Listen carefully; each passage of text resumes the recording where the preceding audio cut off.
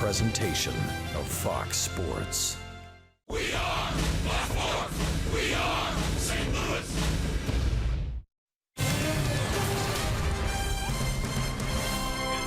This is St. Louis Cardinals baseball.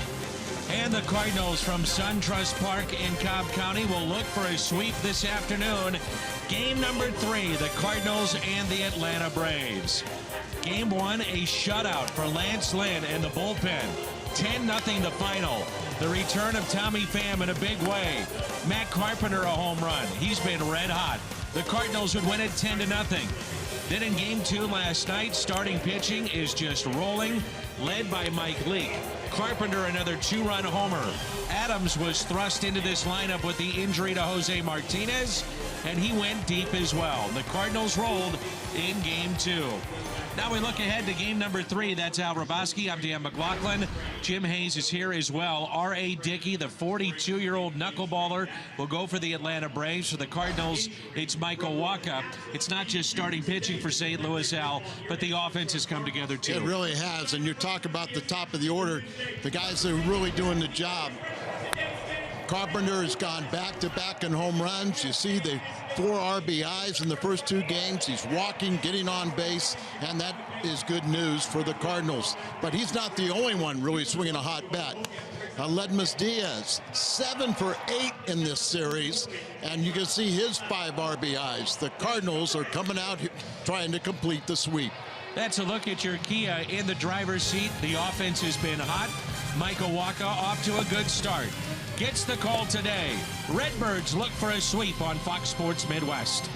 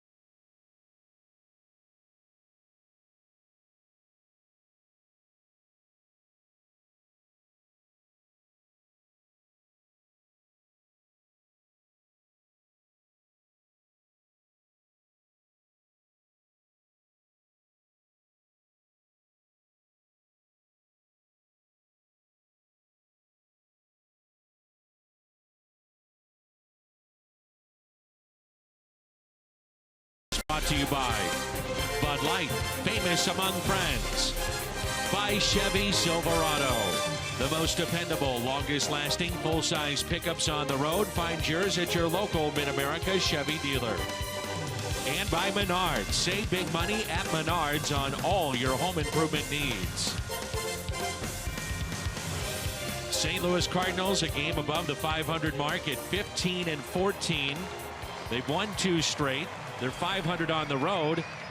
And lo and behold, Al Robaski, they are just 1.5 game back of the Chicago Cubs in the Central Division and the Cincinnati Reds. Just a half game back. It's amazing with a 3-9 start, but since that time, they've won 12 of the last 17 ball games, including 5 straight on the road. And they've beaten the Atlanta Braves. If you go back to last year, 5 straight games.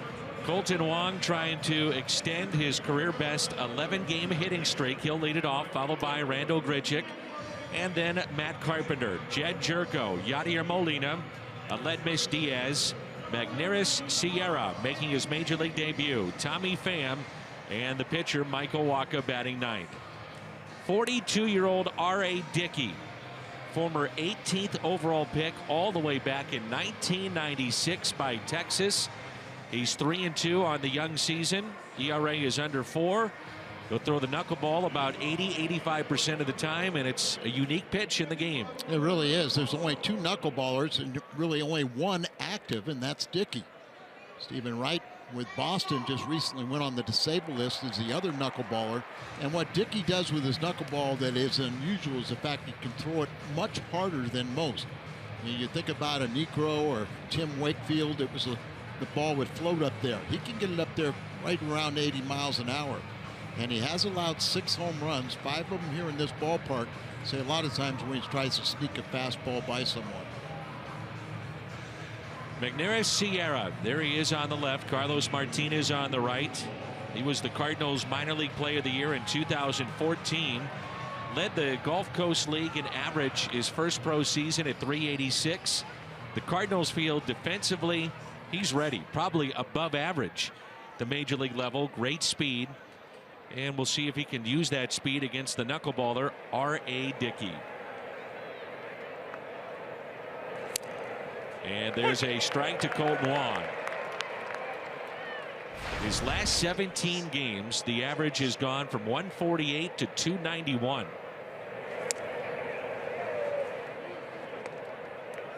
And catching him today with a special mitt, Kurt Suzuki, who's behind the plate. Really a cross between a catcher's mitt and a first baseman's glove. Much bigger than your normal catcher's glove, and the evolution of catching gloves is really unique. I think you could say a regular catcher's glove is a cross between a first baseman's glove. The days of the old pizza, you know, the round mitt with just a hole in the pocket are long gone. The 2-2 pitch. Taken inside.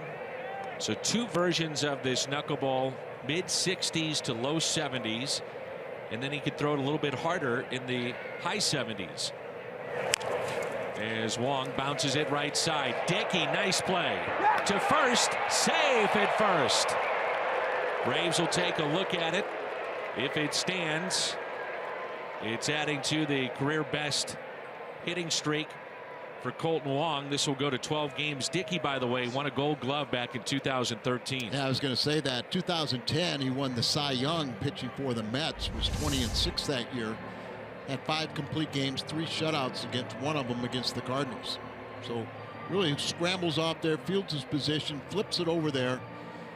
And I thought to the naked eye he was out, and he's out now too. So Brian Snitker, the manager of the Braves, will challenge in this spot.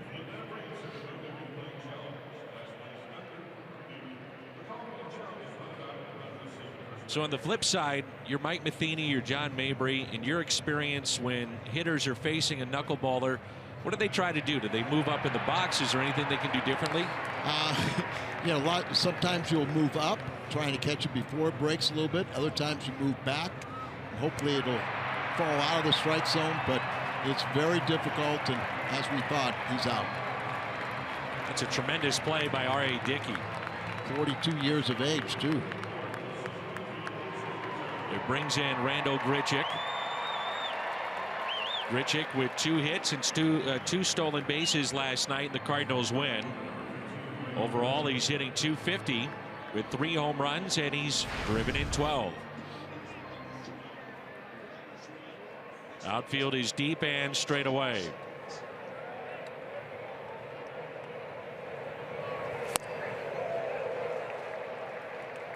Mike Matheny was asked before the game about the best knuckleballers he's seen. He said he caught Steve Sparks. You may remember that name. Yep. And he said when it was right, and it was a hit and miss type thing, not just literally for the batter, but he said, you know, sometimes every fifth day it just wasn't there for him. But when it was right, it was unhittable. And he said the other one that comes to mind is Tim Wakefield. Right. Wakefield was a true knuckleballer. Cardinals historically have never really fared well against a knuckleball pitcher. I can remember, Dan, one game that Phil Niekro was pitching in San Francisco. The 2-2. He was pitching so effectively, but Joe Torre was the manager and actually took Niekro out of the game because the catcher was having too much trouble catching the ball. He's moving too much. Too much and getting pass balls, and they, you know, getting guys in scoring position, was worried about them scoring easy. The strikeout for Dickey. That late movement sinking. Kurt Suzuki was asked about catching R.A. Dickey. Had not really been familiar with a knuckleballer, and he said it's a guessing game. He said sometimes it cuts left, cuts right, stays straight, dips down. You just don't know. Well, I've talked to Bob Uecker about catching a knuckleball, and he said it's very simple. You just go back to the screen, and when it stops rolling, you pick it up. You pick it up. Makes all the sense in the world. But you can't stab at it. You got to let it come to you. Take a look at the Hyundai pitch arsenal. So the knuckleball almost 90% of the time.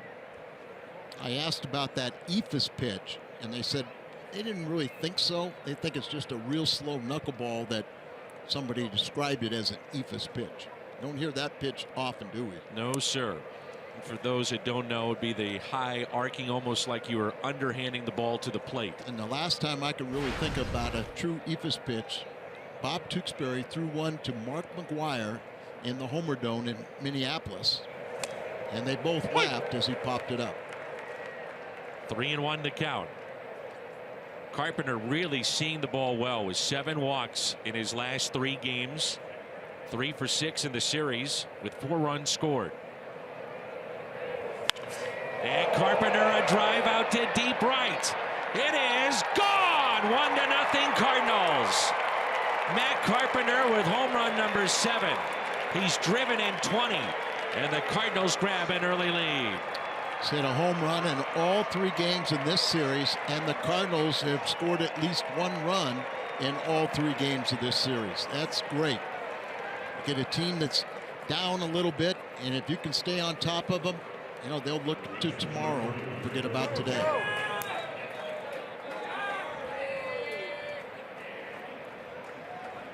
What a difference.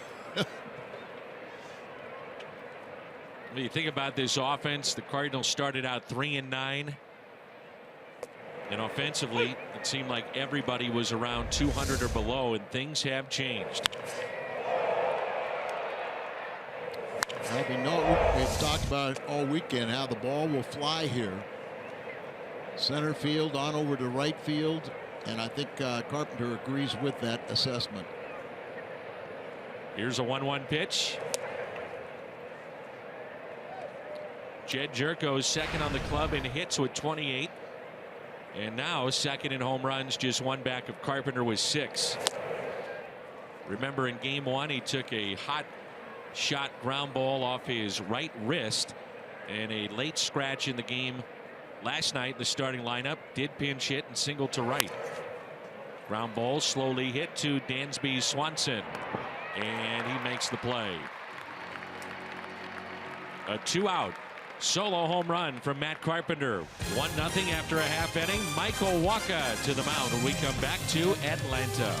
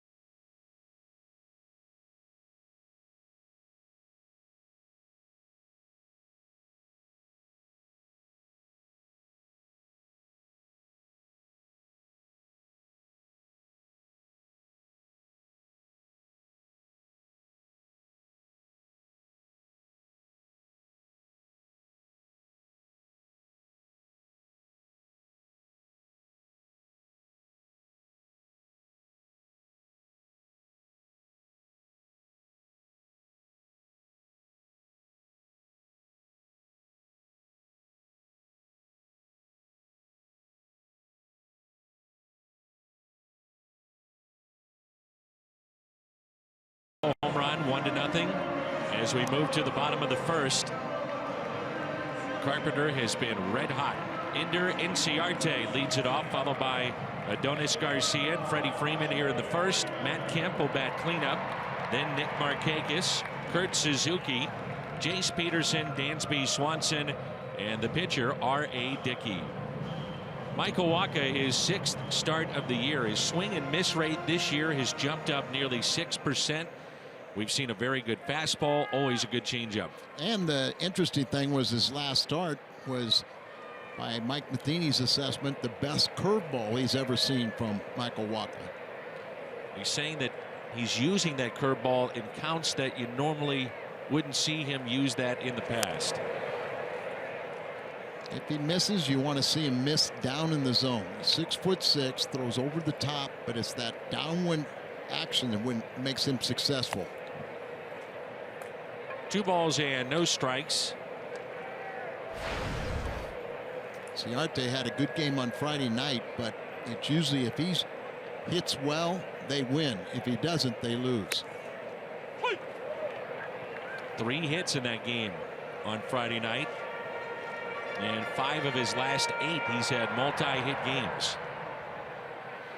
It's a nice player. Here's a 2-1 pitch. Trying to bunt his way on, and it's 2-2.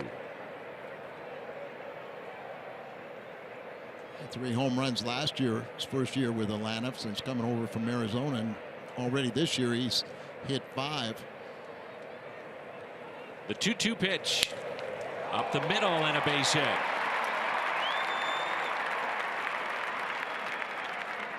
Inciarte leads the Braves in steals with 7.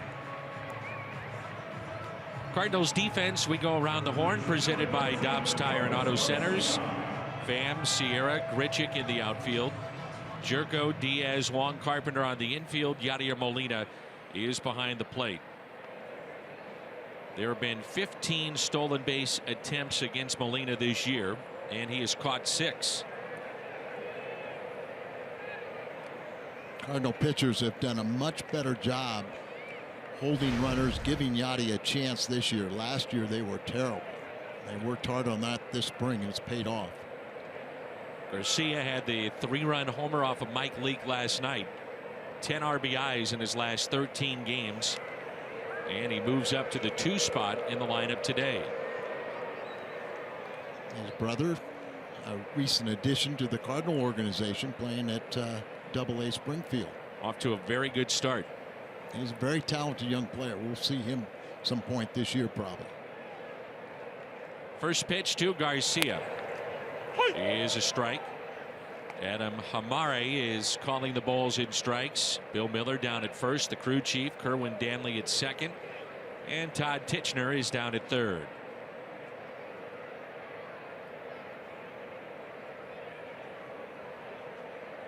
Here's the 0-1.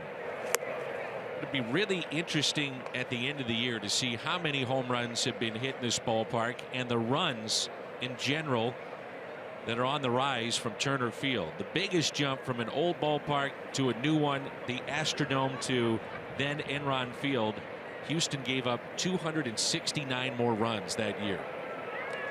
He went from one of the toughest ballparks to hit a home run and the 8th wonder of the world, the Astrodome, to a hitter's friendly, and that's the same thing the Atlanta's going. Turner Field was tough to hit home runs there, pitcher friendly. This one's hitter friendly.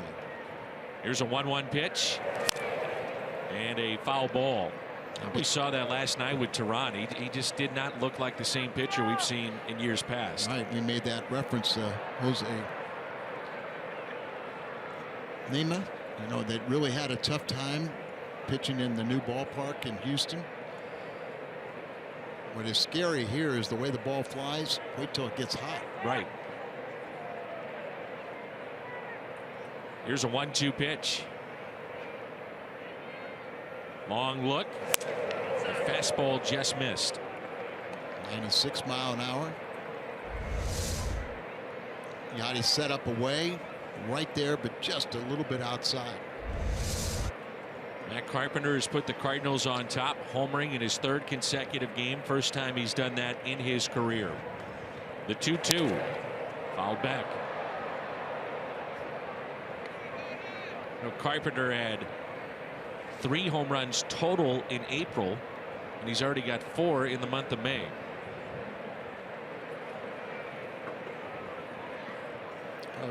In April, really, the first 3 in the batting order really kind of got off to slow starts.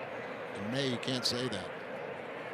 Inciarte not running. Ground ball that's hit to short. Diaz to Wong, and they'll get the lead man.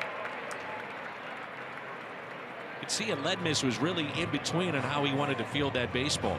Yeah, I think he, trying to backhand it, but I think he might have had enough time to kind of get in front of it a little bit. He goes much better to his right than he does his left. And there he gets there. You see Wong acting like he figured Inciarte would get there quicker, and he was just taking a stretch like a first baseman. And Garcia really didn't get down the first baseline that well. So no Brandon Phillips in the lineup today. And it brings in Freddie Freeman, 4 for his last 20. And a fastball taken low. It makes a difference when you contain him. Got off to a great start the month of April. He really is the last man standing, if you will, in this rebuild of the Atlanta Braves. They said they would not trade him. Many teams were offering a bunch to get him as they were selling off some of those chips that they had of everyday position players, and they said Freeman's the guy we're going to build around. He's in the middle of an 8-year, $135 million deal. I think we could say they made the right decision. He's a good player. And he's shown with a little protection, if he gets pitched to, he can do damage.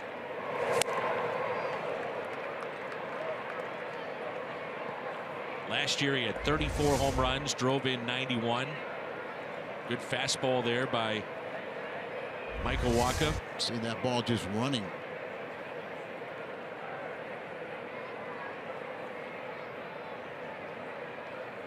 A ball and 2 strikes.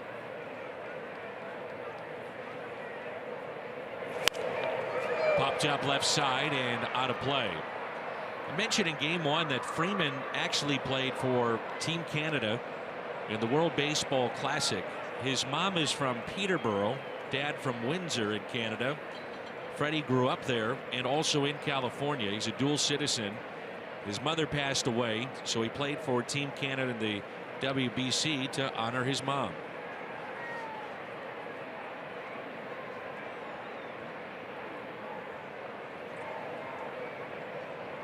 One-two pitch. Taken low, and it's 2-2. Beautiful day here in Atlanta, Georgia.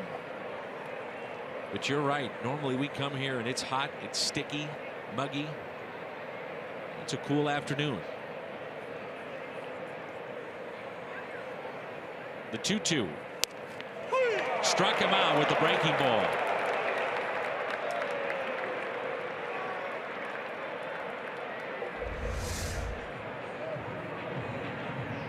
There's that breaking ball right there inside, but gets the call.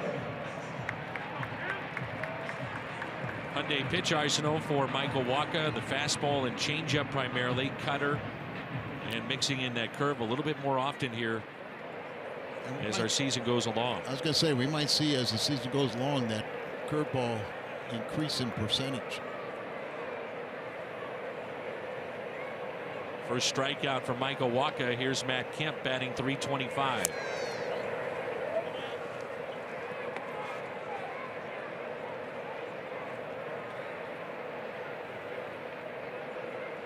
Not the most efficient inning.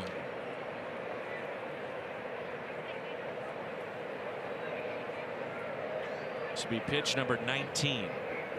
Outfield is straight away. Throw by Molina from his knees, and not in time. Stolen base for Garcia. His first steal of the year. Got a great jump. This is the second stolen base when Michael Wacha has been on the mound this year.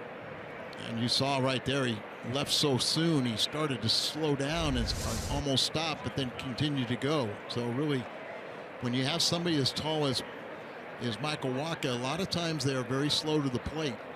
and they stole that off of Walker.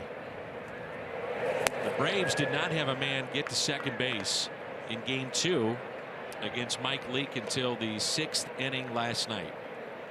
Leake was terrific. His ERA is now at 1.79. It's second best in the National League. Gio Gonzalez first. Lance Lynn is third. And this is an area right here where Walker's been very, very good with runners in scoring position. You know, he's really made excellent pitches.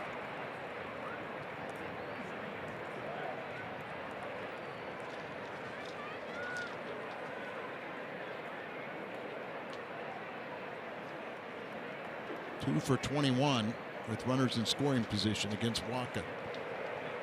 3-1 pitch, and that's ball 4 taken high. First walk issued by Michael. Noted as a gifted defender, Magneuris Sierra, wearing number 43. Plus speed, plus arm, great range. Number 5 prospect in the Cardinal organization and rated by Baseball America the fastest base runner, best athlete, best defensive outfielder, and best outfield arm. And as we said last night, speculating he might get called up, that he's major league ready defensively right now. Markakis rips it foul. It's Eddie Perez, the first base coach. Ron Washington over at third, former manager of the Rangers when the Cardinals defeated Texas back in 2011 in the World Series. There's Ron. Here's the 0-1 pitch.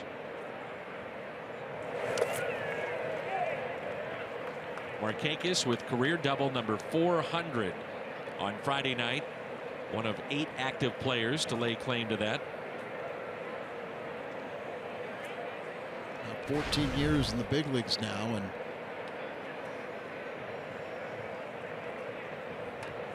averaging close to 36 doubles per year. The 1-1.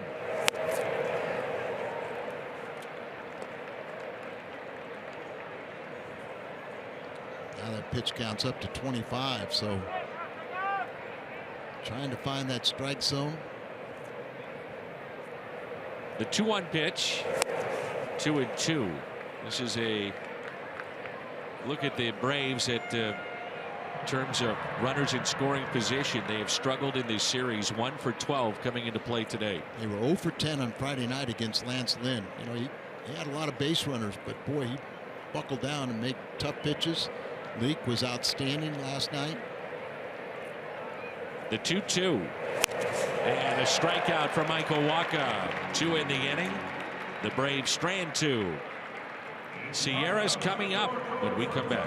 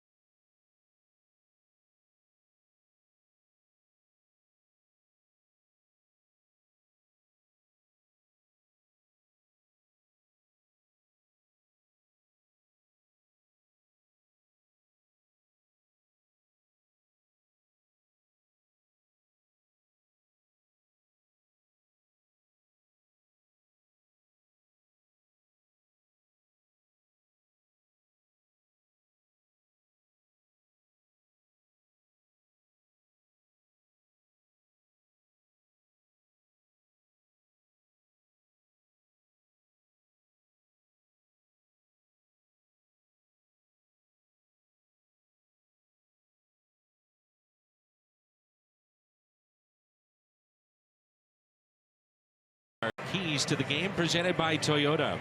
He throws a little bit harder his knuckleball than most, but a lot of times a good example is if you ever try to catch a butterfly, how difficult it is. Well, that's what it's like to hit one, also catch it. And the Cardinals need to complete the sweep. A lot of times they'll win the first two, and then they kind of lose that killer instinct to close it out. They've won 5 straight games here in Atlanta. They swept last year, and they need to do it this year. Here's a 1-0 pitch.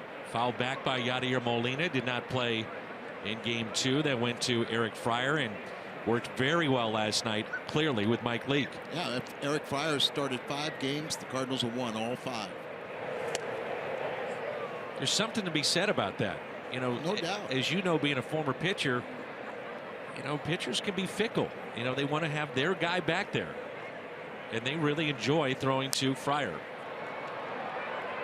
As Molina hits a fly ball into right. And the catch made by Marquez for out number 1. So you have to use a different catcher's mitt. And I mentioned it's a cross between a first baseman's glove and a catcher's mitt. There it is on the right with Kurt Suzuki compared to Molina on the left. See, it's much, much bigger. And then a lot of times, because it's not used a whole lot, you know, it's going to be a little stiffer in the webbing. So it just doesn't, you know, lose that ball as it hits there. It's got to stick a little bit. But it doesn't get worn, it doesn't get too much use. And a lot of times, the interesting thing is, a lot of times the knuckleball pitcher would be the owner of that knuckleball glove. Just travel with glove, right? He has the glove in his, you know, equipment, and he'll give it to his catcher to use, because, you know, how often do you see a knuckleball? I love these moments, guys, when they make their major league debut. And that first plate appearance, here it is for Sierra. Welcome to the big leagues. By the way, you get a former Cy Young Award winner that throws a knuckleball. Well, he's floating on air anyway, so what difference does it make? And Sierra taps it foul. This spring, Sierra hit close to 400 in major league games. You got one of the more extended looks by the Cardinals this spring. Hits it left side, cut off by Garcia. If he doesn't cut that off, that's a base hit. No doubt. So 1-2-3 go the Cardinals here in the top of the second.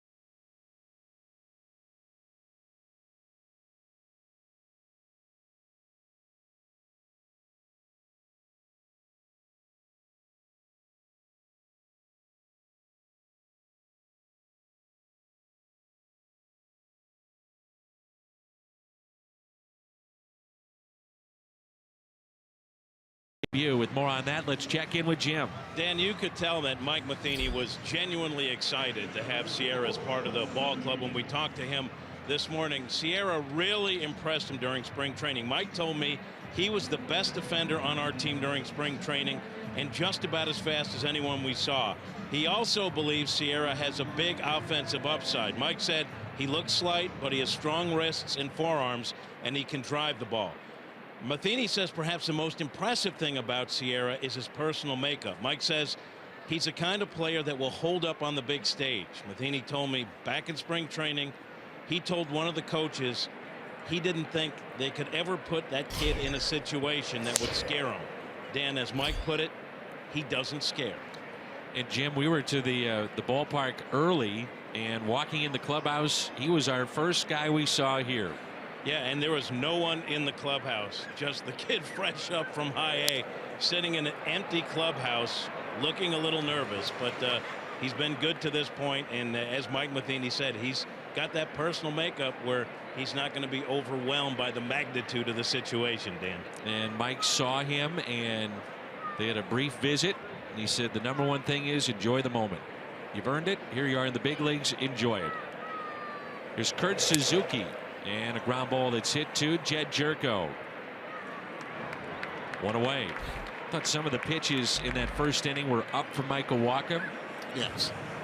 Yeah, he got through 27 pitches.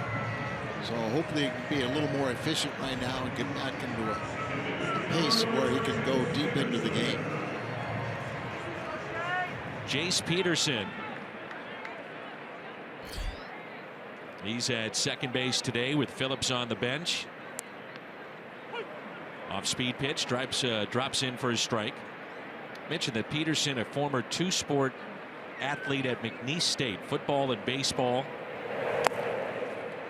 Deion Sanders did that. Brian Jordan. And Brian Jordan is working on the pre and the post game shows here in Atlanta. Here's a 1-1. He said, talking with Brian before the game, George Kissel used to make him show up about 6 in the morning to go through the extra work that he would miss because of his football commitments. And he said the reason I got to the big leagues, George Kissel. How many times have we heard that? George Kissel or Dave Ricketts.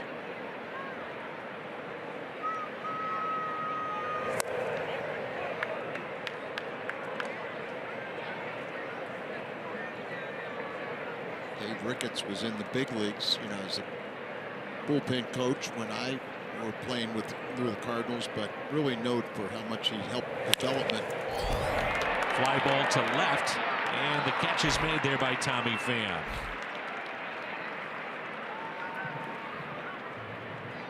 May 17th, celebrate the 50th anniversary of the '67 World Series against the Red Sox, including a pregame ceremony honoring the '67 team. It's brought to you by Budweiser. That day, 30,000 fans ages 16 and older also receive a mystery World Series replica ring courtesy of Ameren, Missouri. And tickets at cardinals.com/promotions. Here's Dansby Swanson. You think about young players when they come up, a lot of times it's the adjustment to a breaking ball or an off-speed pitch at this level. From what we've seen, and albeit brief, but even in spring training, it's a fastball. He's having issues catching up with those. And Dan, that's what's strange because, you know, guys up here don't throw any harder than guys in AA and AAA. Now, they're more consistent at being in the strike zone, more consistent with off-speed pitches. Here's the fastball again. Yeah, and Swanson, who came up last year, hit .302, and he had one plate appearance below the maximum you could have and still be eligible for Rookie of the Year honors the next year. They were ready to pronounce him Rookie of the Year this year. 0-2, and that swung on and missed, and he strikes out again. It's now 28 strikeouts for Swanson this year.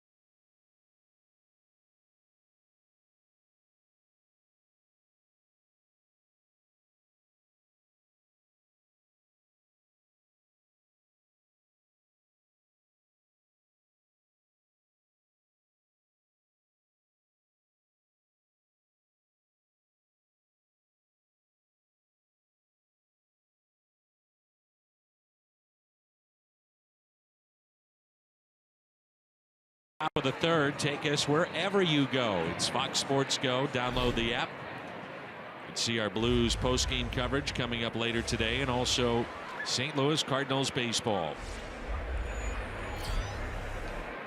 Tommy Pham leads it off. And Pham with a drive out to right. Markakis is back, looks up, it's gone! Off the top of the wall and into the seats, and the second home run for the Cardinals this afternoon. And that's his second home run in this series. It's now 8 home runs hit off of Dickey, and 7 of the 8 have been in this ballpark. Cardinals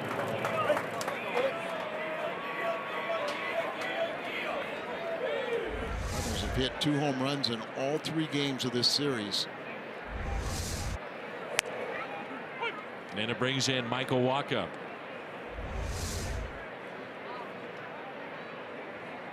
That is 16 feet high to the top of the wall in right.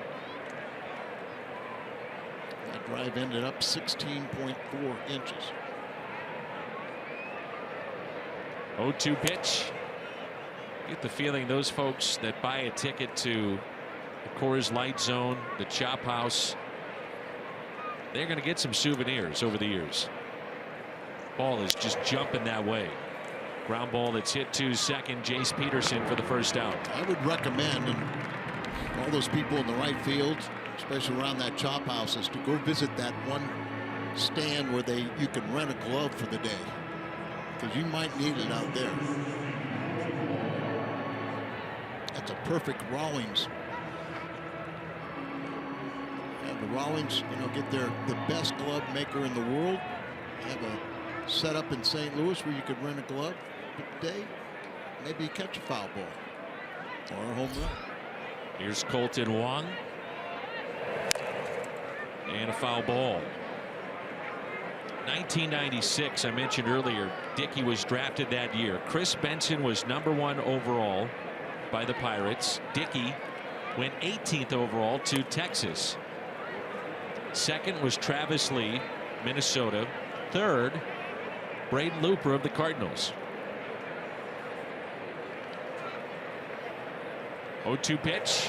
Cardinals actually would get 3 first-round picks that pitch for them over the years. Jake Westbrook, Looper, and Jason Marquis was also a first-round pick. I'd have to say that was the last time the Cardinals would have a draft pick that high. Indication that every year, you're being extremely competitive. The 2-2. And Wong slices one down the left field line. That is a fair ball and a base hit. It's a double for Colton Wong. Extends his hitting streak to 12 games. Well, he had that 12-game hitting streak for a while. Then it was overruled. Review took it away. It took it away, but now we got a legitimate one.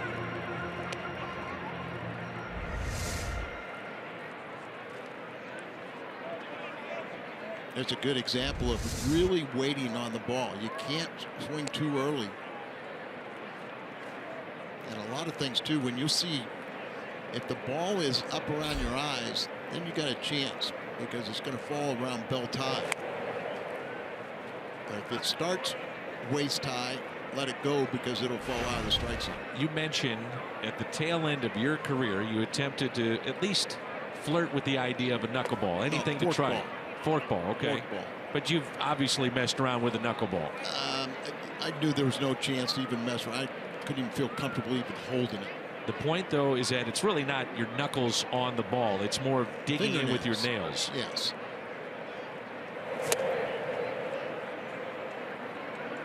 You put it on the seams? Do you put it on the white of the ball? What do you do with it?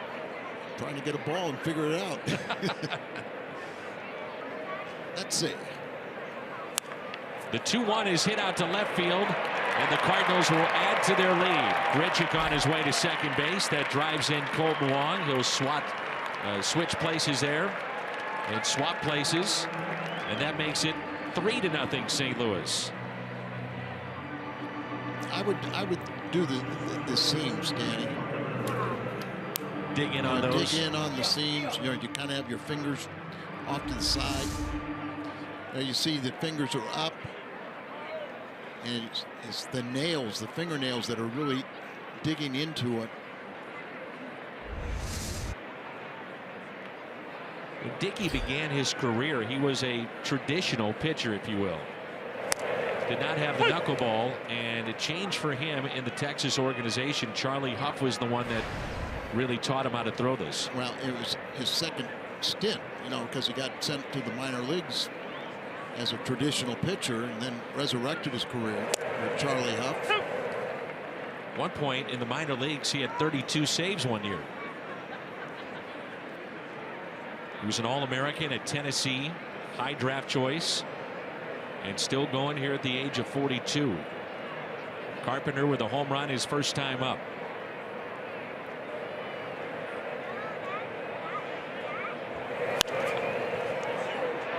I think that's a good example of what some of the hitters were talking about today in facing Dickey. That you've got to let the ball get deep. Yeah. Now, as a catcher, you can't reach out. You got to let the ball come to you. But as a hitter also.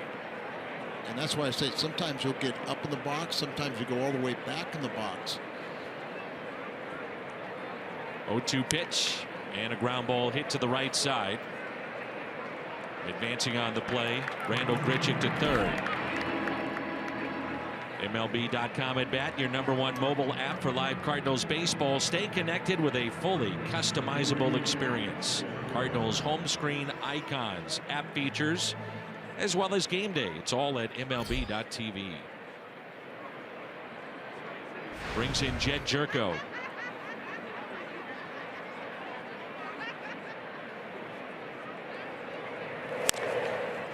Little bouncer foul. Dickey won the Cy Young Award when he was with the Mets. 2012, he won 20 games. Made his only All-Star game that season. He was 20-6, had 5 complete games. And coming into this year, 5 consecutive years in which his win total has been in double figures. And interesting, after winning it, his reward is he gets traded. Goes to Toronto. Goes to Toronto, and Toronto gave up a very young, promising pitcher. There's a drive into right center. That ball is down. Jerko thinking 2 out of the batter's box on his way to second. Diving in safely. And he drives in the 4th run of the day for St. Louis. About 3 doubles and a home run this inning. Reminiscent of Friday night when the Cardinals had 2 home runs and 6 doubles. But see, that ball stayed up, and we know that he's a high ball hitter. But when you see the ball up there, it's not going to fall too much. Normally, if you have a traditional pitcher out there, you probably see the pitching coach come out and visit with that particular pitcher. If you're What's Chuck he gonna Hernandez, tell him? yeah, what do you say? I mean, R.A. Dickey is one of a kind. There's only a handful of guys that have done this with success in the major leagues.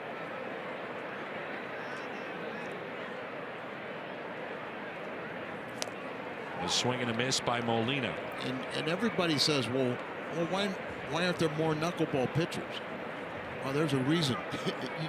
It's just such a freakish pitch that is so difficult to control and throw strikes with it. And that ball gets to the backstop, advancing Jerko to third.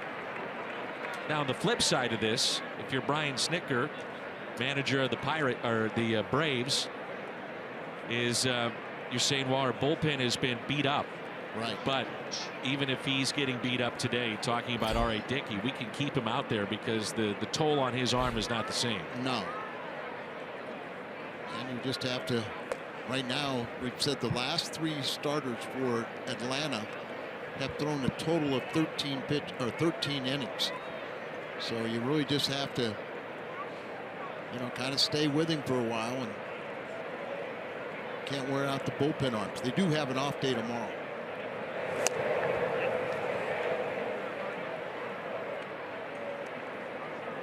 Three and 2 the count. But pitch counts, don't worry about that with R.A. Dickey. No.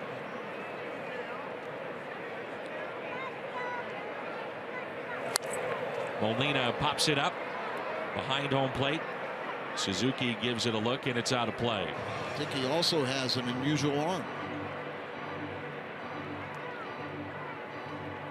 Baseball America did a profile and a photo with other Team USA players years ago. The Rangers had drafted Dickey. The team doctors saw the picture, his throwing arm hanging oddly in that picture, and they discovered, looking at it, that he actually was missing his ulnar collateral ligament.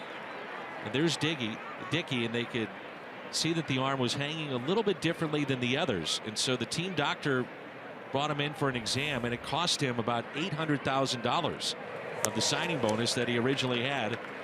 And there's a walk to Yadier Molina. And so what they thought then was that either he was not born with that ligament, or if it was in his body, it had deteriorated over the years and it was gone. It's just crazy.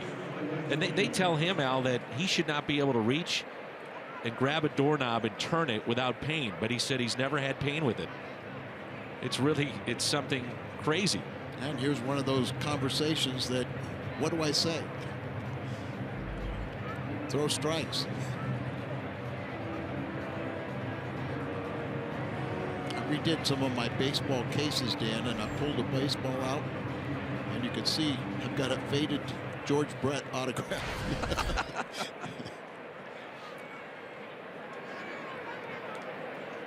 George could hit a knuckleball. Could hit anything. Probably could throw one better than. Well, we always kid. It's the infielders that know how to throw the knuckleballs, and they're always playing catch and getting loose for games, messing around. Yep. There's a good example of more the butterfly, the slower one. See there, that ball, starts out around the waist, and you take it because it'll fall out of the strike zone. But if you get the ball up, you see it up, you got a pretty good chance you can hit it. Here's a 1-1.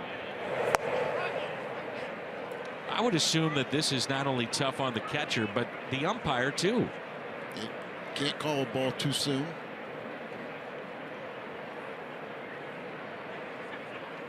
Runners at first and third. Diaz at the plate.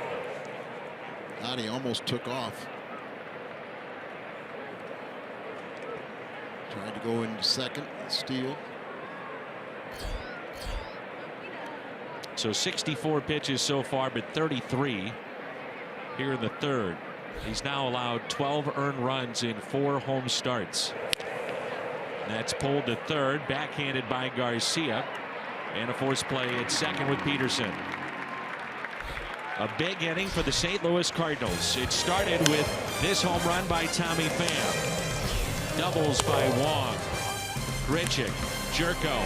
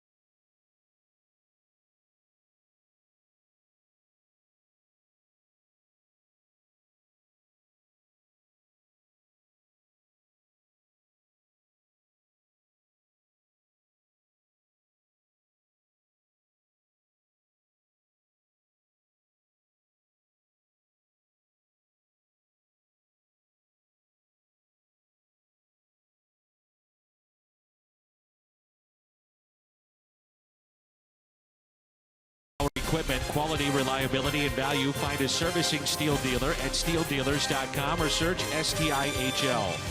By National Car Rental. Go national, go like a pro. And by your local St. Louis area Volkswagen dealers. There's Nexie, Hall of Famer, Bill Negro. That gives you a good look at where the fingers are and how the fingernails are dug into the baseball to throw the knuckleball. Anniversary of his 300th win was last night. R.A. Dickey is at the plate. Now he's been nursing a left quad injury and a fly ball into right, so we won't have to see him run the bases, but they said fielding his position at times had been an issue recently because of that quad. It sure wasn't against Wong to lead off the game. It's a great play.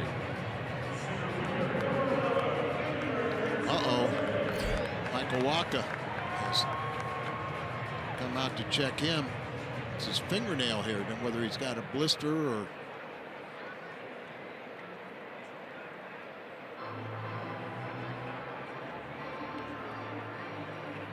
little glue on there, right? Looks like. Yeah. It's funny, you hear sometimes pro athletes from other sports, they say, oh, baseball players, these guys go out with a blister. Yeah. Well, if you've ever thrown a baseball, or if you're a pitcher and you make your living with that hand and those fingers, it's a vicious, sometimes lingering issue. I never had blisters. You know, I was able to form a callus, you know, on my middle finger, and I had that callus for probably 15 years after I pitched. Is that right? You know, it just that it was firm in there, and it looked like they kind of glued down a nail. Somebody recently has just gone on the disabled list with blisters, but for some guys, it's a multitude of problems for them. And they can't stop it. There are so many old remedies, different things that they've tried to do to toughen up the skin. And a curveball drops in for a strike to Inciarte. You can imagine you're a breaking ball pitcher and you're really catching those seams. And a fly ball lifted out to center. First opportunity for Sierra. Makes the catch. 2 down. Calling all healthcare professionals. Report to Busch Stadium Stat. Wednesday, May 31st. It's Healthcare Appreciation Night at the ballpark. And with the purchase of this theme ticket, fans receive a special Cardinals healthcare t-shirt. Healthcare Appreciation Night at cardinals.com/theme. Wednesday, May 31st. Off the mask of Yadier Molina, and strike 1 off the bat of Garcia.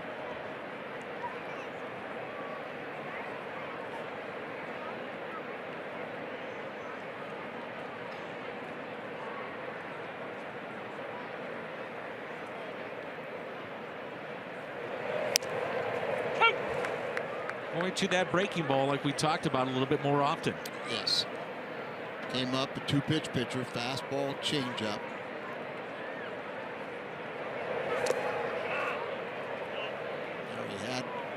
He had a breaking ball, but it was a throwaway pitch. Hitters never even thought about it because he couldn't throw it near the strike zone. And each year it gets a little better. Andrew's working with a cutter too. 1-2 hit out of play. So SunTrust Park, the newest ballpark in Major League Baseball, the oldest, Fenway Park, 106 years old. We'll be there later this season. Love going to Fenway, love going to Wrigley Field.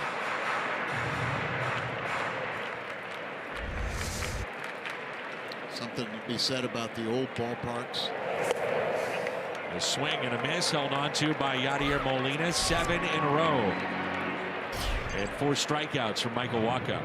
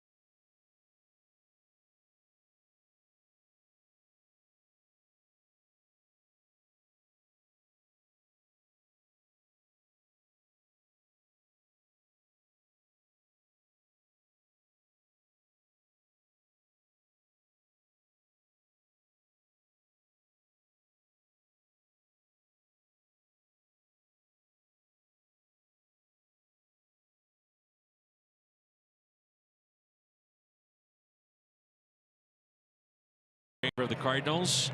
T-Mobile unlimited baseball break. Noah Syndergaard, who was traded for R.A. Dickey, out until at least the All-Star break. Ryan Zimmerman, red hot, and the Cubs lost the first 2 games against the Yankees, and they'll play in Sunday Night Baseball this evening. Here is Sierra. Sierra turned 21 a month ago today. Rarely do you ever see an 8-ball player called up to the big leagues. Joe Simpson said the Atlanta Braves would never do that, and he really commended the Cardinals for doing so. And Sierra bounces one to the right side. Boy, he gets down the line quickly, and that's the first out. Speaking of the Mets, Matt Harvey was sent home today, and he has been suspended 3 days without pay by the club. No reason given. I'm sure it'll come out in that media market, but he's been suspended, and that's a team that is in disarray right now. They have the oldest everyday roster in the National League. Cespedes, Lucas Duda, Neil Walker, David Wright, Travis d'Arnaud, all on the DL. And Asdrubal Cabrera last night hurt his thumb, and they think he'll have to go on the DL. And Harvey goes home today. Well, the DL is going to set a record this year for the most usage. And it's hit to the right side. Peterson from his knees throws it away. And it's the second hit for Tommy Pham.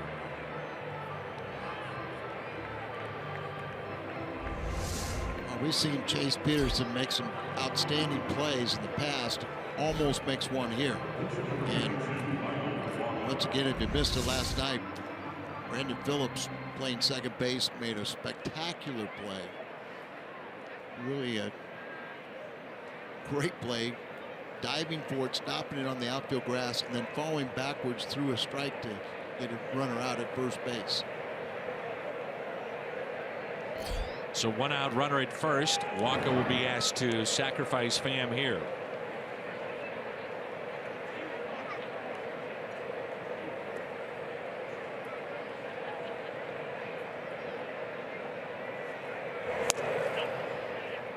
R.A. Dickey is also an author. He suffered sexual abuse as a boy, and he said because of his notoriety and celebrity, he wanted other kids to have the chance to read the book if they've gone through what he's gone through. As he did not talk about it for years, but with his success, he has come out and written a book. I'll tell you about that in a moment as Walker drops down the bunt. It's called Wherever I Wind Up, My Quest for Truth, Authenticity, and the Perfect Knuckleball. And it's about his life, but in particular his childhood. I give him credit for coming out and being open about obviously a terrible and very tough situation of his childhood. Yeah.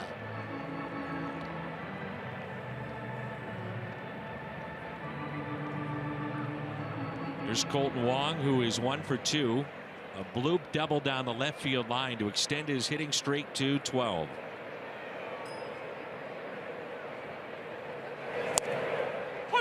And he looks at a strike. Have you talked to R.A.? I mean, he's a really interesting guy. I have not. He is surrounded by guys that are half his age. And Dickey makes the play, flips it over to first. And it's the second inning in which the Cardinals have not scored. They lead it 4-0.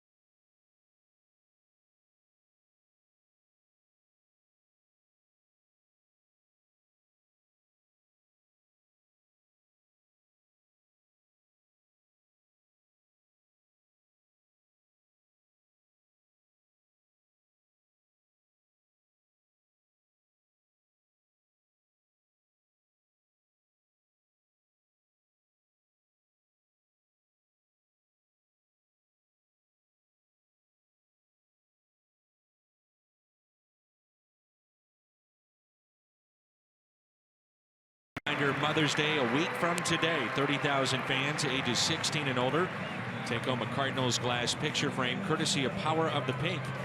Get your tickets for May 14th. That's the Cubs in town at cardinals.com/promotions. So, Al, if you have not gotten your Mother's Day gift for June, get on cardinals.com and get those tickets for next Sunday. Good advice.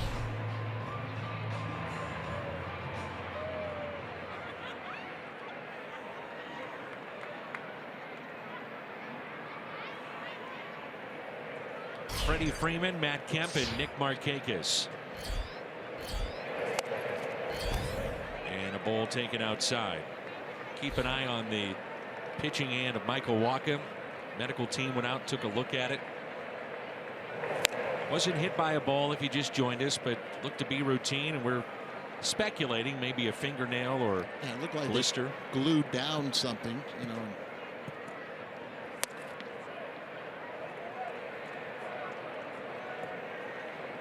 So the Braves move into their new ballpark this year, and their former GM John Sherholtz will be inducted into baseball's Hall of Fame. Talked to John yesterday, congratulating him. He's a former 8th grade teacher, now going to the Hall of Fame. When I was with Kansas City, he was running the farm system for the Royals. But he and Bobby Cox formed a great duo here, general manager, field manager. Had all, what was it, 13 or 14 years? They won the division straight. It's hard to believe it's been 15 years since they've won a postseason series after all that great winning. Double play ball. Jerko, the turn, double play. First double play turned by the Cardinals in this game.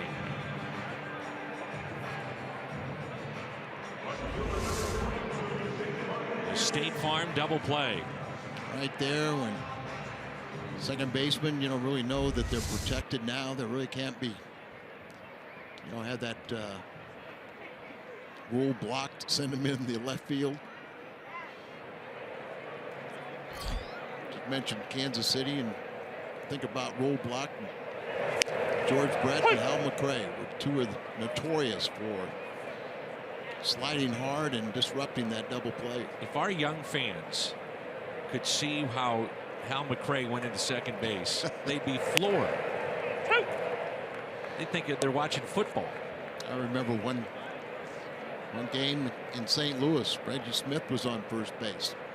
The batter hit a perfect double play ball to Tim Foley at short, and he double clutched it and started to fight.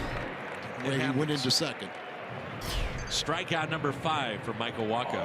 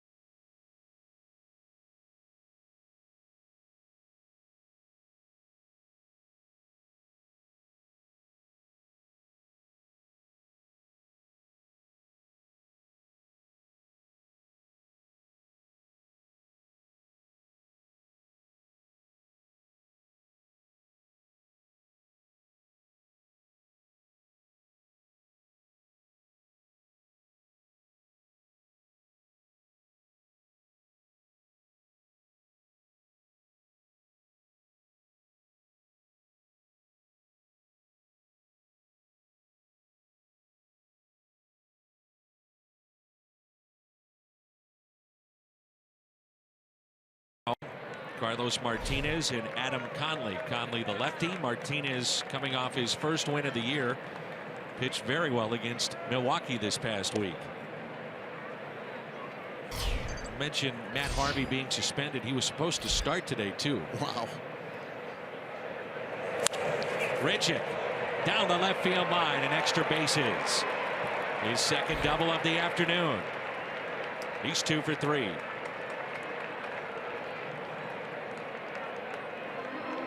The BJC Healthcare difference maker. The Cardinals now with 7 hits in this game.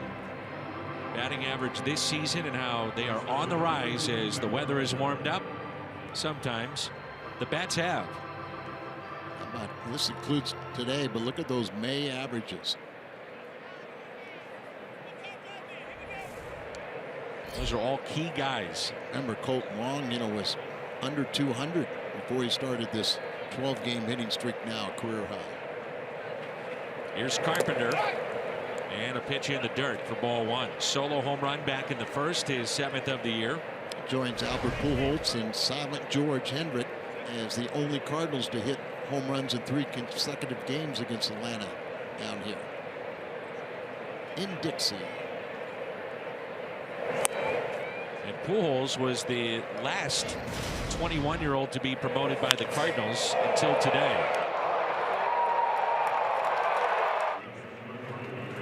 One Friday, one yesterday, and again today.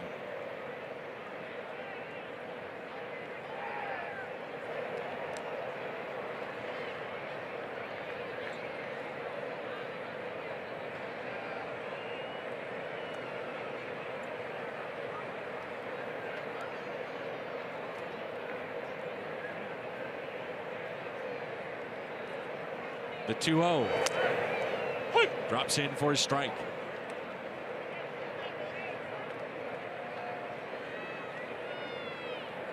All kinds of room there on the left side. Fairly straight away in the outfield. And it's popped up.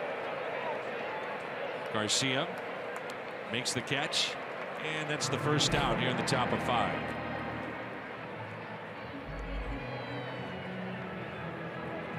It brings in Jerko, who's 1 for 2.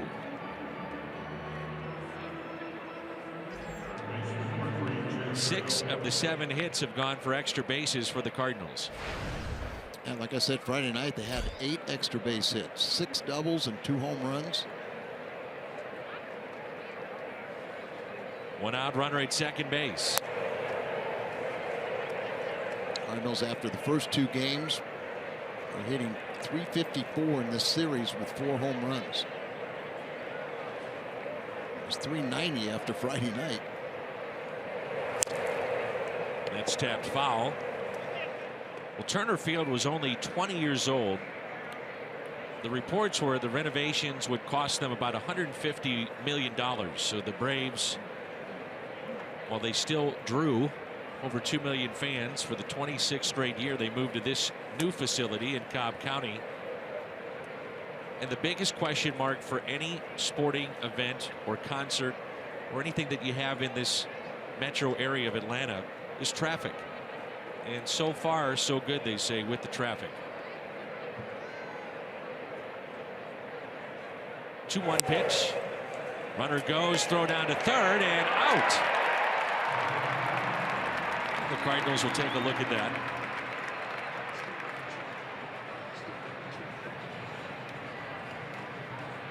Back almost on that top step, and that right arm goes up to signify.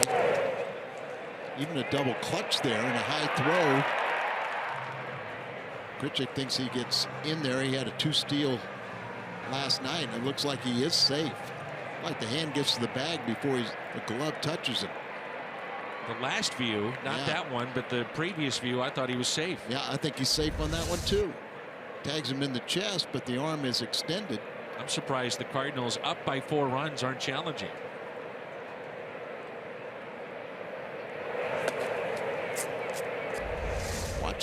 Watch where tag goes to the chest, but the hand is on the bag.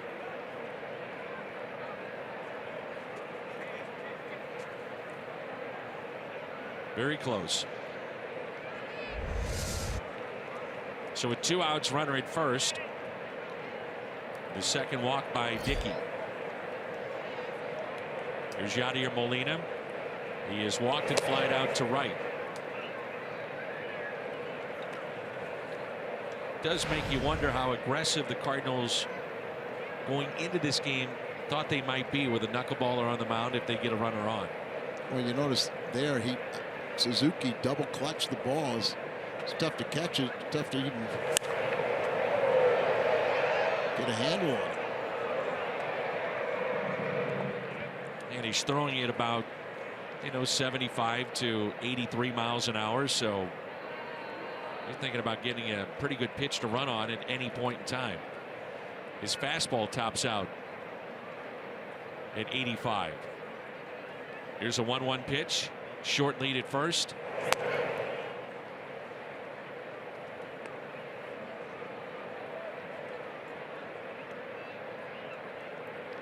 They have drawn nearly 3,000 more fans to every game so far at home than they did a year ago, the final year at Turner. And Dan, I think that will increase dramatically as time goes along. They've had the fewest home games. They've had some cold weather and also rain, and kids still in school. But so much of the Atlanta population is north of the downtown area, so this is right in their right in their backyards. The 2-2 pitch, and Molina serves it into right field. Diving catch by Nick Markakis. Takes a hit away from Yadi. Fine play by Markakis in right. Solid defender. Takes the hit away.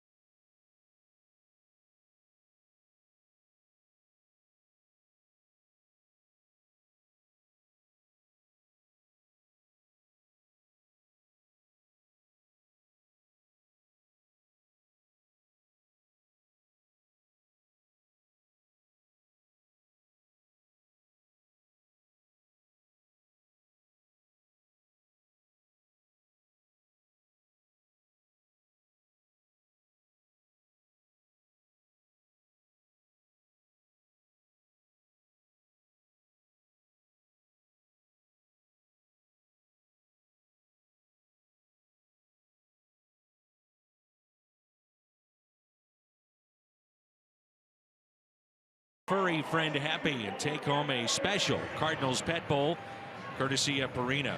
Pet bowls are available upon gate entry to 30,000 pet lovers ages 16 and older, so get your tickets to May 20th.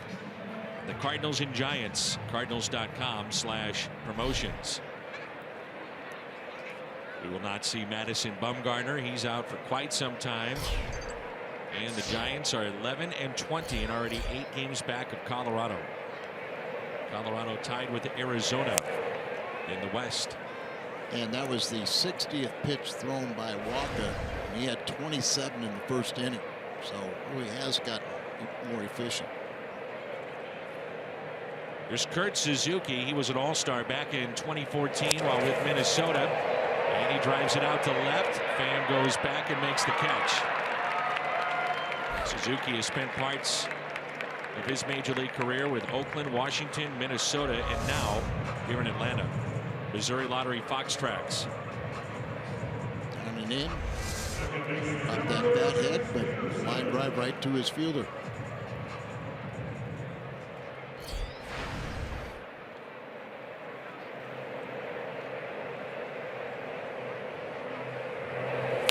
Here is Jace Peterson.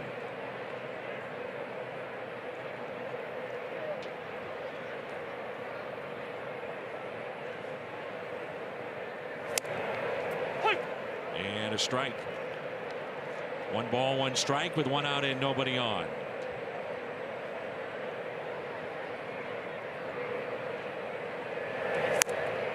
Fastball that catches the bottom of the zone.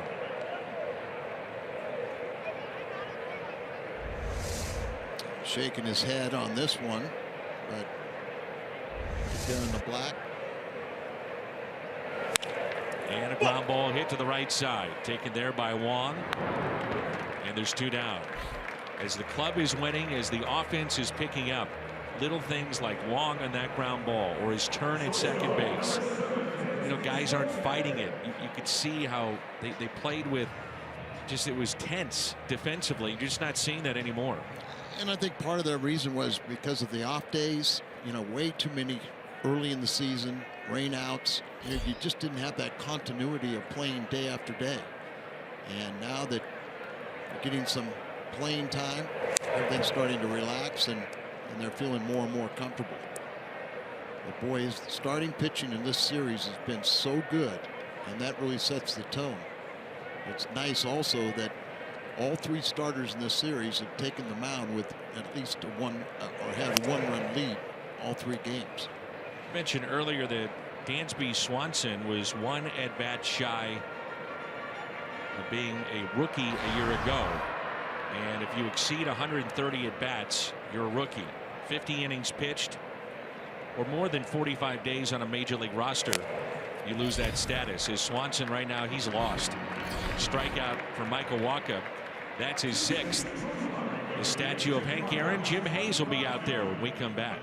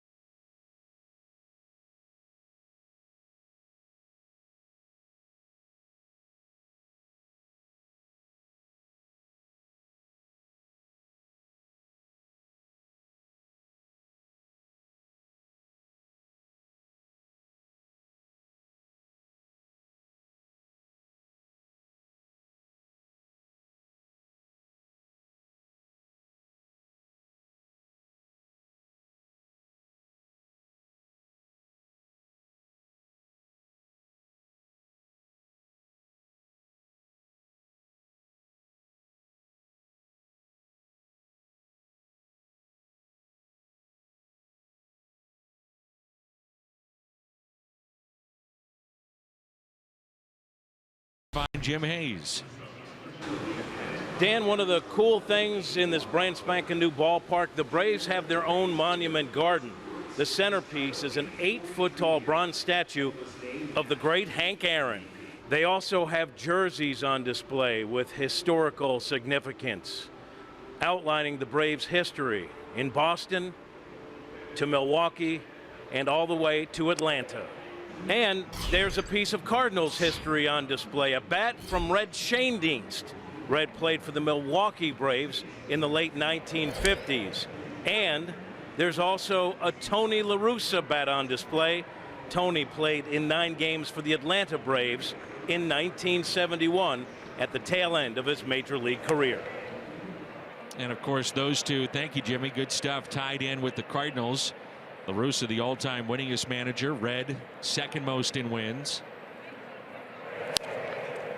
Red was inducted into baseball's Hall of Fame 1989. And Tony's been inducted. He went in with Bobby Cox of the Atlanta Braves. There's probably an awful lot of our young viewers are saying, what do you mean Boston? What do you mean Milwaukee? It's the Boston Braves and the Milwaukee Braves.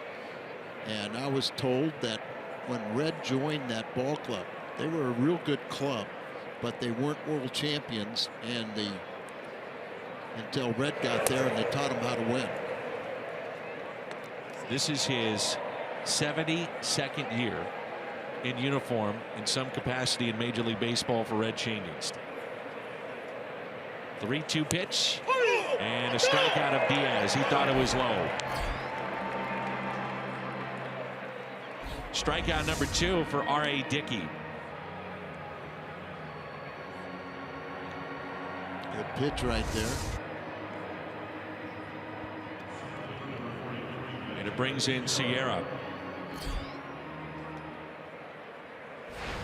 So earlier we talked about Sierra being 21. Last call up at 21 was Albert Pujols by the Cardinals. And there's the first major league hit for Sierra. Magneuris Sierra has singled to left in his first ever major league hit. It's a .333 batter. Dan, in spring training, you mentioned that he got an awful lot of playing time, Sierra. And one opposing manager, after a game, went to Mike Matheny and said, "Is that kid going to make your team?" He goes, "He's only been in low A ball. He was in high A ball, Palm Beach, this year before being called up today." Let's see him go off to the races now, too. Here's Tommy Pham, who's 2 for 2. I was going to say, the last thing you want to do, I've seen guys get their first major league hit and then get picked off because they're still basking in the glory of the hit, and this was pretty close. Another check on Sierra. Prior to Pujols, Miguel Mejia, the Rule 5 pickup in 1996, was 21 when he made his debut with the Cardinals. It didn't quite count.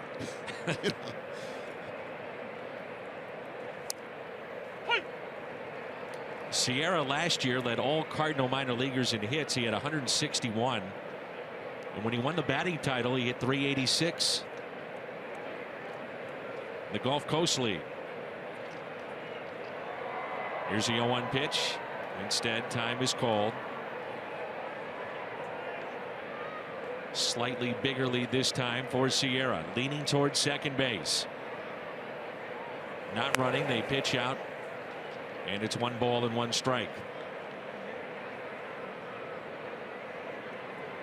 Stole 52 bases and stole 31 bases last year. Led the league.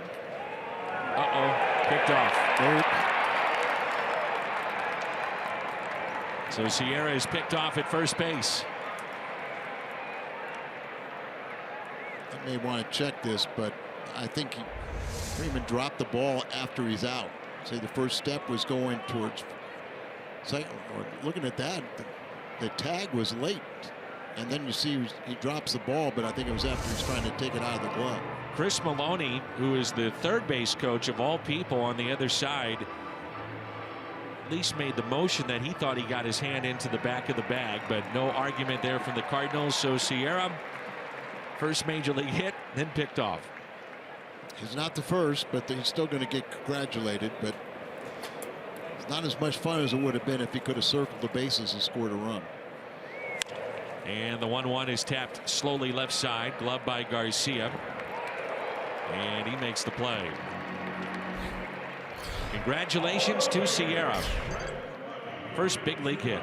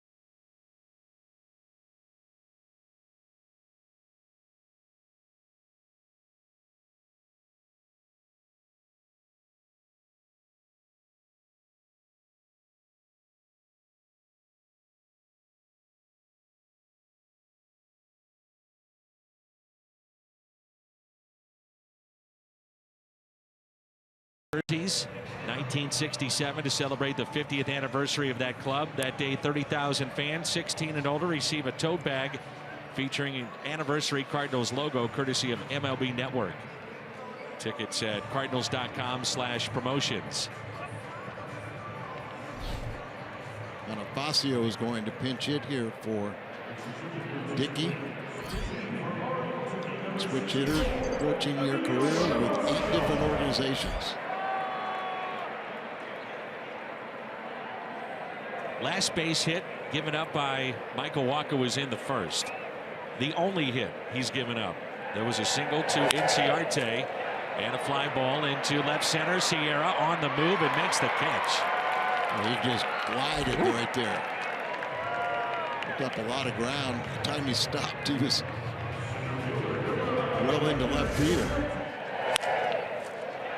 And get on the run. He can fly. Rated as the best outfielder in the Cardinals minor league system. Best outfield arm, best athlete, fastest base runner. Just seeing it right there, that's impressive.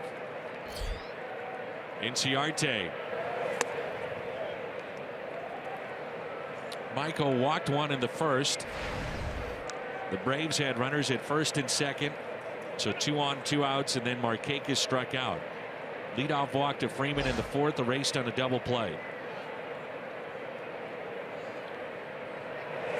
Threw 27 pitches in the first inning, and you were worried about how deep he could go.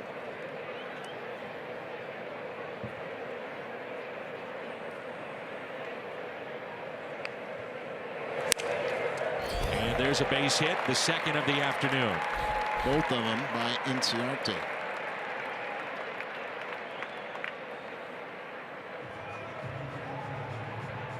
Sam Freeman, we saw him pitch in game 1, getting loose. He had a big meal last night. He's up to 1 pound and 2 ounces now over his playing weight with St. Louis. You're saying he's fairly thin. Oh, yeah, he gained 15 ounces when we saw him Friday. And big meal, he's 1 pound 2. Here's Garcia. Grounded into a fielder's choice and also struck out 0 for 2. Drops down a bunt and a beauty. Base hit. Back-to-back hits. And it brings in Freddie Freeman.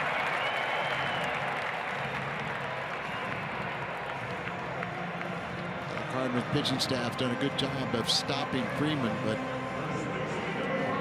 this is what you try to avoid. Get the guys out, in front of him. Don't let him come in and get them right back in this game.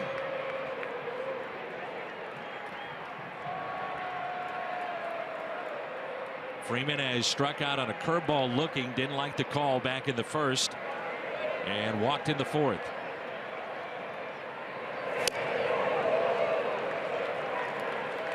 So 4 for his last 21.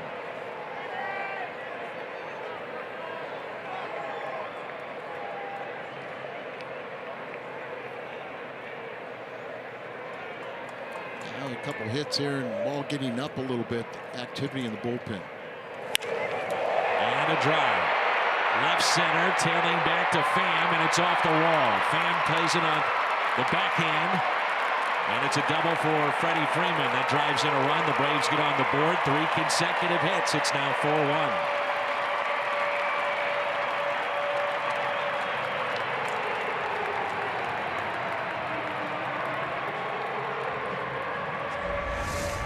Derek Lilliquist will come out and visit right there in the middle of the plate.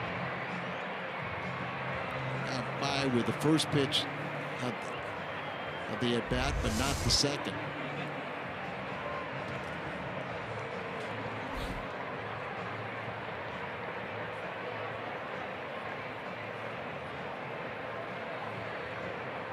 Matt Bowman throwing behind Wacha.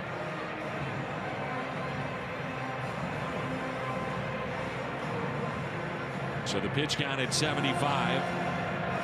And even though the pitch count is low, maybe the Cardinals picking up on something they don't like this inning. 3 consecutive hits would tell you that too. Yeah, and like I said, that ball elevated. Usually the first sign that you're starting to get a little tired. There, your legs go first. The starters have been a triple threat. Lynn, Leake, and now Michael Wacha, but in some trouble here. Matt Kemp represents the tying run.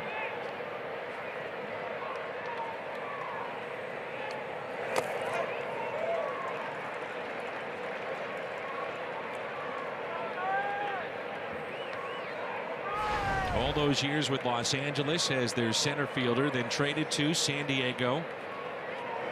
Comes to Atlanta at the trade deadline a year ago. Here's a 1-0. 2 balls and no strikes. At least he's getting the ball down here now instead of elevated.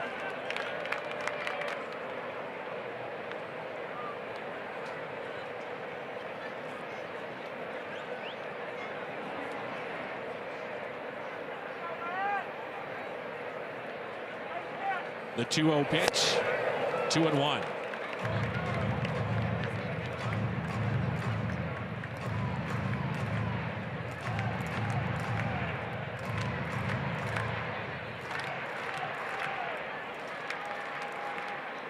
Outfield deep and straight away.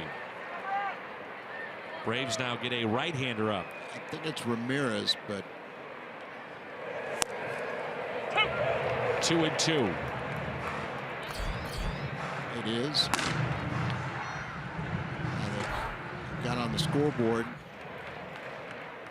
More inclined to bring in Ramirez than Freeman, who's got called up on Friday.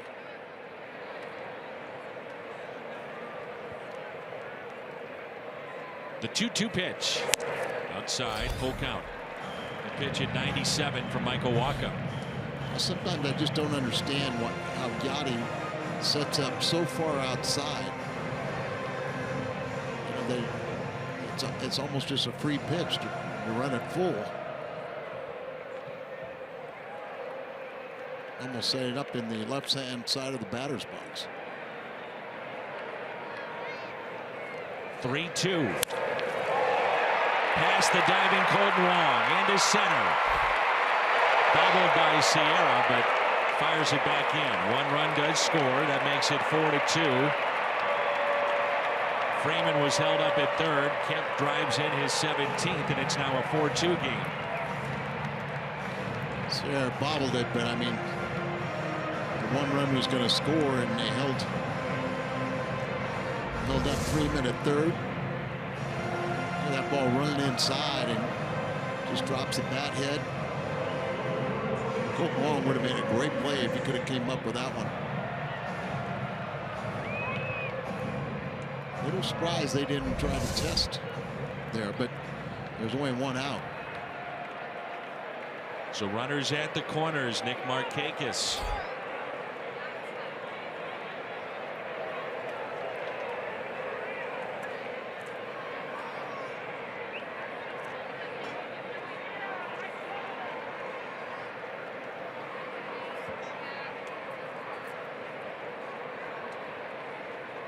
Kurt Suzuki is on deck.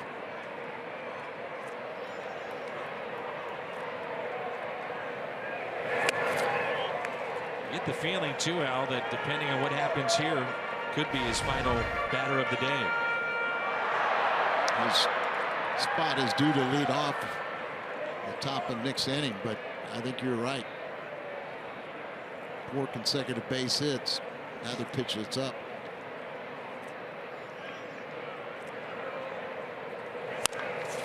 Ground ball. Carpenter to second. Back to first. It's a double play. The second turn by the Cardinals this afternoon.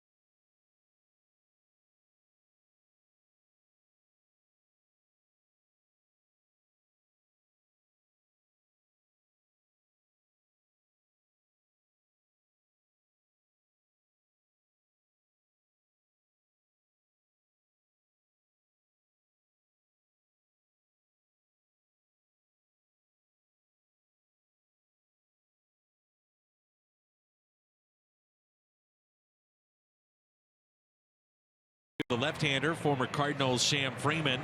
It's the Gateway Honda home run inning.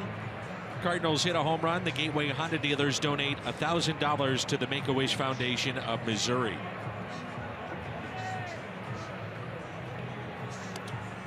Garcia is going to pitch hit for Walker, so it was his final batter.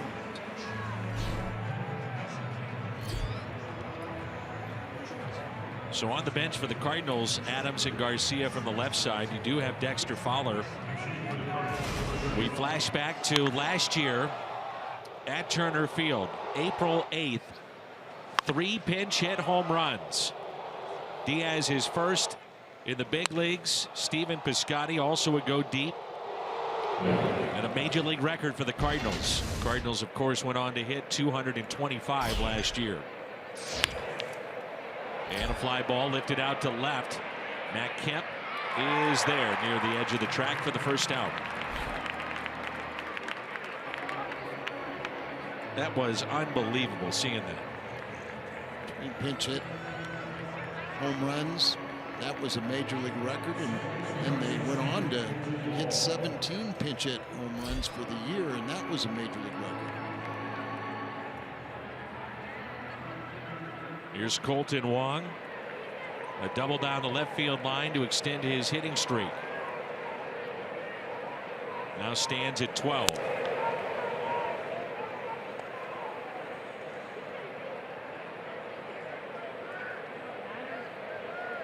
R.A. Dickey with 2 strikeouts today, 6 innings. Gave up 4 runs. 8 hits. With 6 of the 8 going for extra bases. Cardinals with a pair of solo home runs, Carpenter and Pham. Third baseman is in, anticipating the bunt. The 2-0 pitch, fouled back, 2-1. Michael Walker has a quality start. It's the 18th by the starters this year, and they have won 13 of the previous 17. Mike Leake's got 6 to lead the major leagues. Lynn's got 4, and Walker now 5. 2-2 the count. Starting pitching can overshadow at times poor defensive play, lack of offense. It keeps you in games. It absolutely does. And we always talk about how important starting pitching is. It sets the tone.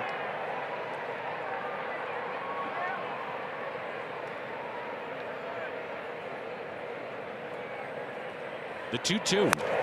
Wong puts it in play, hits off the side of the mound, and out at first. Bang bang play there. So the Cardinals have turned 2 double plays. The one moments ago, they always tell you, a fielder, you got to know what to do before the pitch is even thrown. So Carpenter, he decides to immediately go for 2 with the runner at third. They would have had Freddie Freeman at the plate, but they get the double play to end the inning. Hit sharply, come right at you. Depending on how hard it's hit, you know, do you go home or do you try to go for the double play and get out of the inning? Good fastball at 94 by Sam. Grichuk 2 for 3, pair of doubles. Also picked up an RBI. He's driven in 13 this year. We haven't seen one of those mammoth, long, towering home runs yet from Randal Grichuk. I'm ready. It's just a matter of time, I would assume.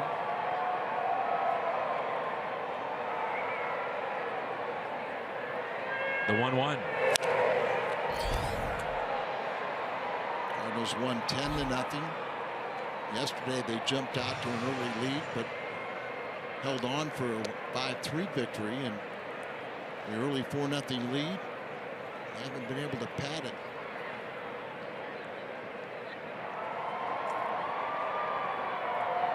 Here's a 1-2 pitch to Randal. Popped up. Foul territory. Freeman with room. And he makes the catch. It's time to stretch on this Sunday afternoon in Atlanta. It's 4-2.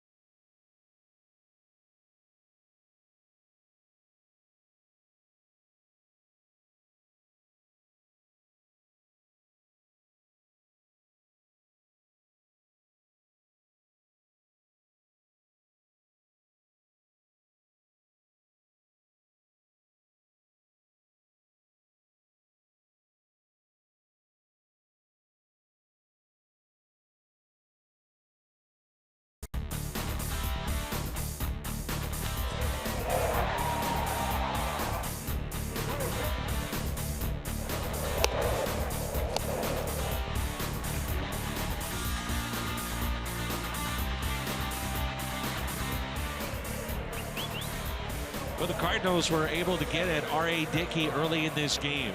They've out-hit the Atlanta Braves 8-5, and they have a lead of 4-2. And St. Louis will go to their bullpen with Matt Bowman coming on. Unwelcome guest, the Cardinals 3-game sweeps in the first series at a new ballpark. This is since 1961. They did that at Dodger Stadium, PNC Park, Tropicana Field in Tampa Bay, and then Camden Yards. And we'll be at Camden Yards this year. Tampa Bay coming to St. Louis. Matt Bowman will take over. This is his first appearance in the series. Cardinals have used him an awful lot. So I was kidding him about last night about him getting to have his arm preserved. You know, he's ready to see it fall off, but. So what you're saying, he's getting a lot of work. He's getting a lot of work, and he's been very effective.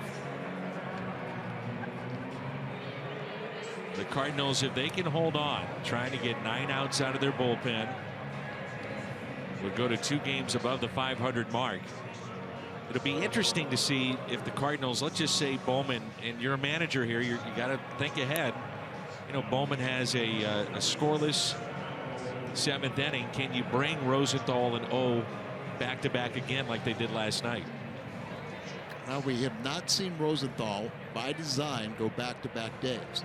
Now, I don't think it'd be a problem, but you know, this is the 16th appearance already for Bowman. Cecil has appeared in 16. Then you also have to think about tomorrow. Managers always do. You know, then you limit yourself potentially in the back end of the game tomorrow. But worry about now. But you got 8 relievers, Dan. You should never have it be uncovered. Sure. A strike by Bowman. We're underway here in the bottom of the 7th. Kurt Suzuki, Jace Peterson, Dansby Swanson. Still on the bench, Flowers, Adams, and Phillips for Atlanta. Here's the 0-1 pitch. And he's hit. The tying run will come to the plate. It's not what you wanted to see, but Bowman's always been the guy that usually comes in with men on base. So just to make him feel comfortable, he put a man on. Hey, what a shocker. One of their catchers gets on base, and he's hit by a pitch. Flowers was hit twice the other night by Lance Lynn. And as a tandem, they really have a high on-base percentage. Done a nice job, Flowers and Suzuki.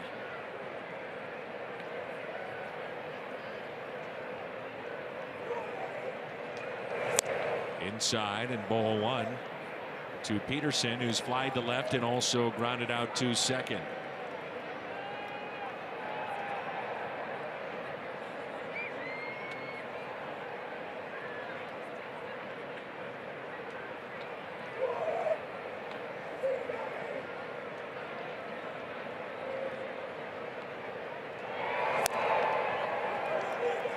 (2-0).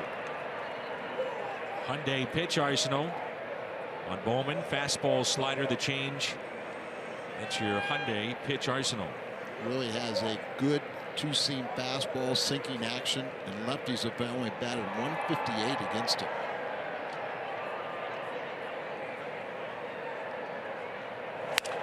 Ground ball. Can they turn 2? Out there. On to first. Double play.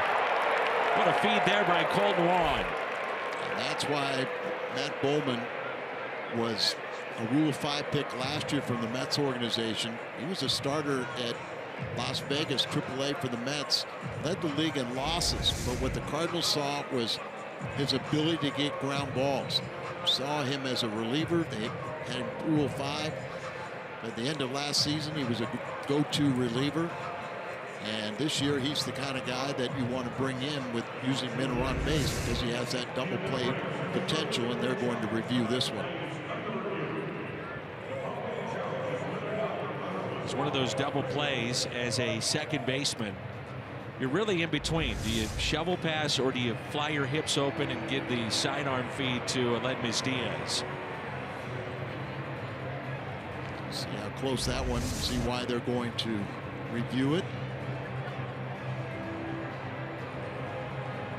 Crew chief today, Bill Miller, has been overruled one time. See if it's not a second.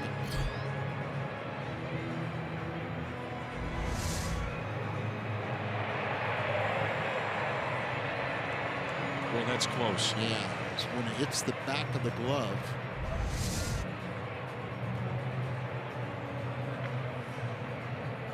Dan, you were, when you were in New York, you went to the review center, and can they really tell, bring it down to when it reaches the back of the glove? Frame by frame. Yeah, I mean, they can get it about as close as you can, you know, potentially see without it getting fuzzy as they bring it out and enhance the video, and the quality stays high definition. So yeah, you can see it very, very well. And they have many more views than what we see right here. So you got the home feed, which in this case is Fox Sports Atlanta, Cardinals feed Fox Sports Midwest. What I found really interesting, and here we are at a new ballpark, they feel that some ballparks are not as geared for replay as others. And it makes sense. I mean, you've got, as we mentioned earlier, Fenway Park, and I'm not sure how the replay is, but using them as an example, 106 years old, you know, where a lot of these ballparks are built not only for the enhancement of the fans here, but also for television too. Yeah.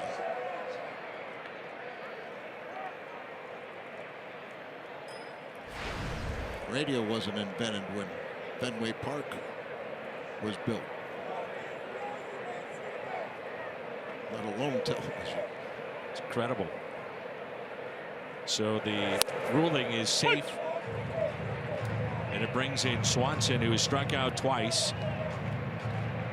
He's gone back to the familiar number 7 that he wore in the minor leagues, and also as a standout at Vanderbilt last year that was worn by Gordon Beckham. And Swanson had to wear number 2, but back to number 7. Runner goes, throw by Molina to second. Not in time. Scoots away into center field.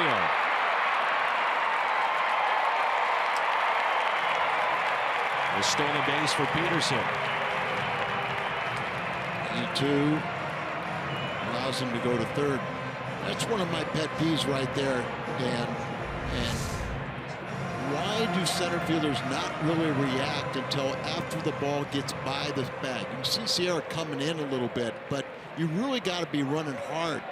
Now, if you run the risk of it being deflected left or right, but you would think if you would start coming in, moving in, you could keep that guy from getting up and going to third base. Or at least have a chance to throw him out. Base hit, Swanson to left field. Cuts a lead to 4-3. Well, he needed that, didn't he? Yep. That replay winds up being huge for the Atlanta Braves.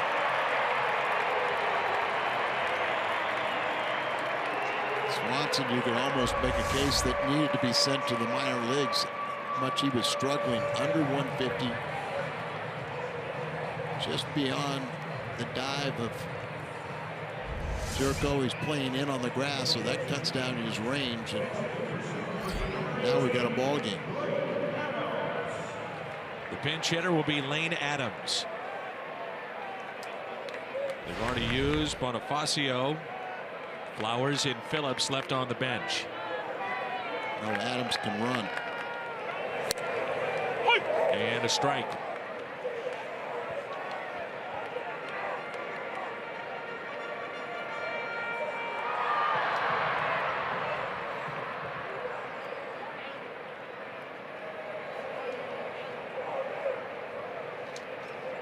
Here's the 0-1 pitch. Instead of check on Swanson, who has 1 stolen base this year.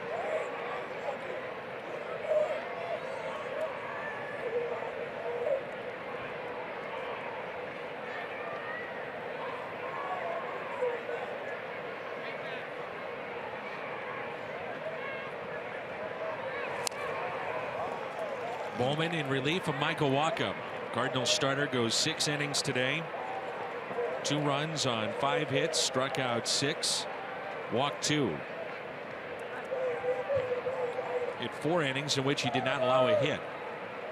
Gave up just 1 through 5 innings. And then 4 consecutive in the 6th. Ground ball left side. Out at second, the turn, and a double play. So the Cardinals have turned 3 double plays in this game. Sends us to the 8th, and it's 4-3.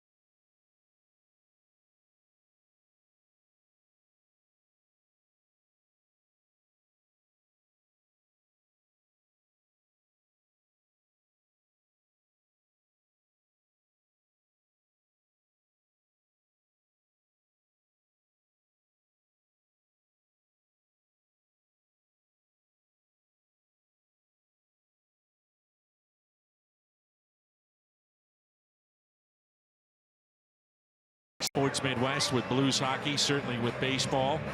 Chevy called to the pen. Aroydis Vizcaíno. This will be his 14th appearance. 11 1/3, and he struck out 14. He's got a big arm.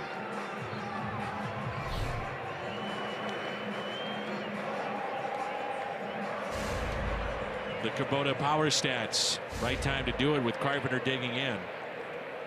The comparison with April and May, and Carpenter another home run, a solo shot back in the 1st. He's also grounded out to second and popped out to 3rd. Originally signed as an international free agent by the Yankees.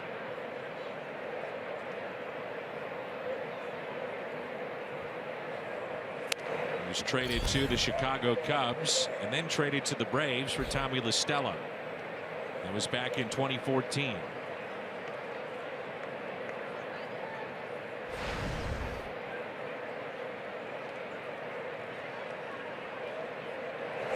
This being his 2nd stint with Atlanta.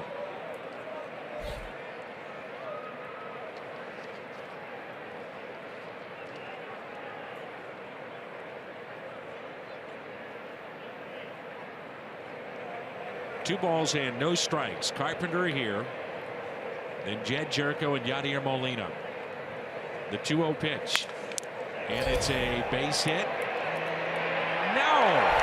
Great catch again by Markakis. He robbed Molina earlier, and now he gets Carpenter. Tremendous play and right by Nick Markakis. Markakis gets a real good jump on this. This ball just hung up long enough for him to dive, catch it right on top of the ground, and as you said, his 2nd fine catch. Molina was robbed on Friday night by Kemp in left field, and Markakis in this game. All of them diving catches by their outfielders. Jed Jerko has been on base twice. He has walked. Also a double to right center. Picked up an RBI, his 12th of the year, and grounded out to short.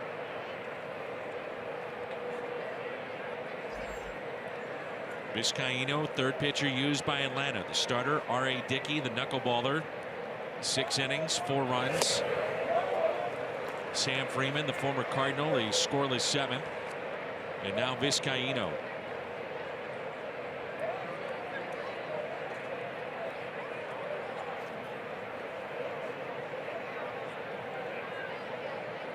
The 0-2.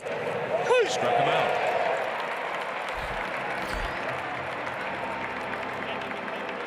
Tomorrow night we are in Miami.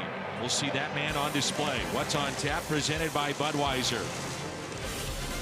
Numbers on Stanton so far through 30 games, 10 home runs. Will come your way tomorrow, 5:30 with the pregame show. Carlos Martinez and Adam Conley. Tomorrow from Miami. Wainwright and Straley in game 2, Lynn and Kohler in game 3. And then the Cardinals back home. Yeah, it's hard for me to believe, but Carpenter and Jerko had never had a bat against Vizcaíno, and Yadi's only one for one. He said he seems like he's been around a lot longer. Tough homestand coming up for the Cardinals. 3 with the Cubs, 2 with Boston, 3 with San Francisco. The Giants, though, are down this year. Vizcaíno, good work, strikes out Yadier Molina. And coming up, the top of the lineup for Atlanta.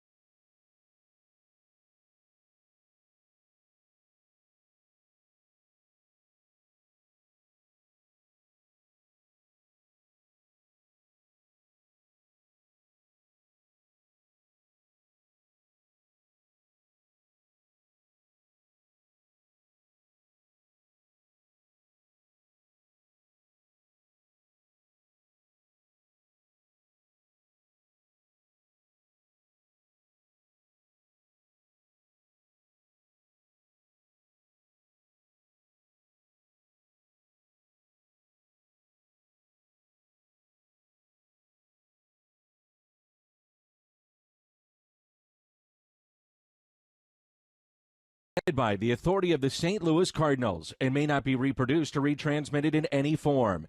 And the accounts and descriptions of this game may not be disseminated without the express written consent of the St. Louis Cardinals. St. Louis Cardinals baseball is brought to you by Bud Light, famous among friends, and by Ford, the official cars and trucks of the St. Louis Cardinals.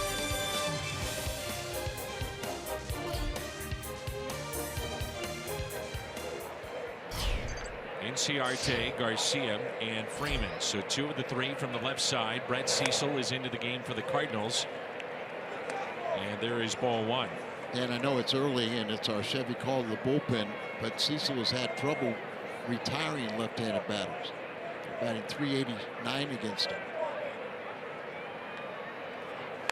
And Ciarte drops down a bunt. Cecil, gloves, throws, got him! What a play by Brett Cecil. Flipping out of the glove to get the speedy Inciarte. Boy, he did make a very nice play there as momentum carries him to the third base side, and then got on his horse, got over it, got the ball, but did not have any time to take it out of his glove, so he just flipped it. Real nice play, and he had something on this flip. Sure did. Carpenter liked that play. Very nice play by Cecil.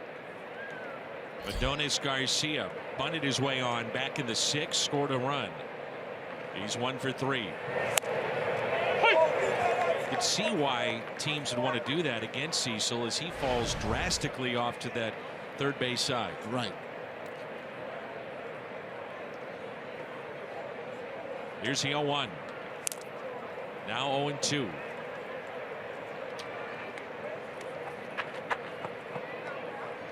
Make a play like he did defensively, that'll stop that.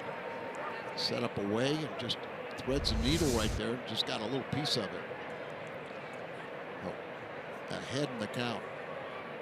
0-2 pitch.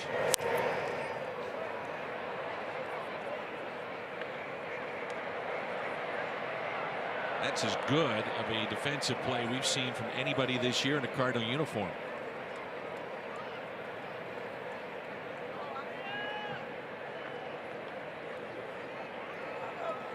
Oh, 2 pitch.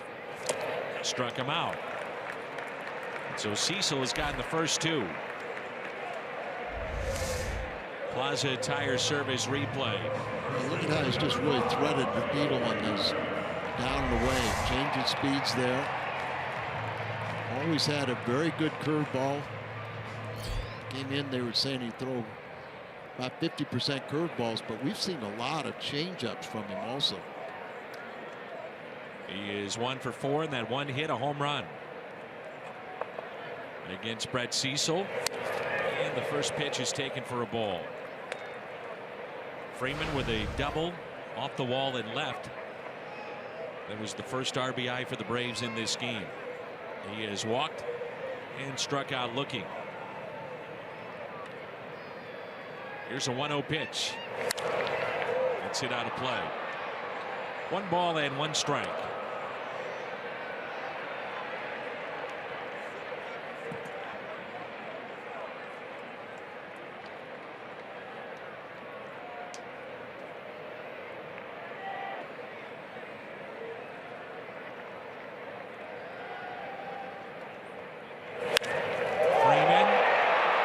Fly ball out to deep left. It's at the wall, and we are tied.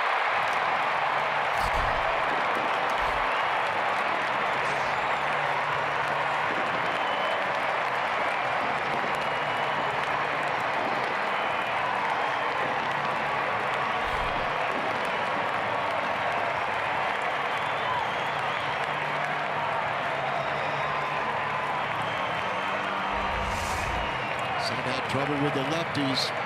Breaking ball down and away. Big powerful swing. His 11th home run of the year. A short stroke too. Yep. Straight to the ball.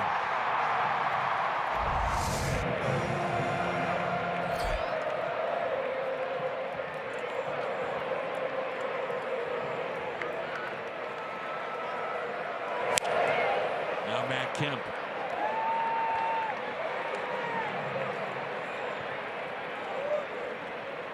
Whether this game is tied or they have the lead, you're looking at Jim Johnson more than likely in the 9th. Closer for the Atlanta Braves. 2 outs, nobody on, and an 0-1 pitch. And that's a base hit into right field. And Dan, this brings up Markakis, who's had very good numbers against Cecil. Markakis 393, 11 for 28.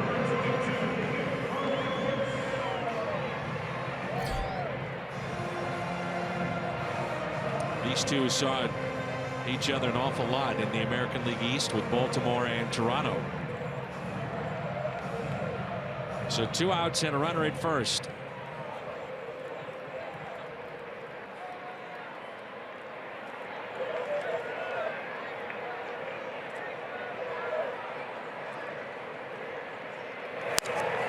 Watch out off that screen above the Cardinals dugout. At those 11 hits, it's only driven in 3. So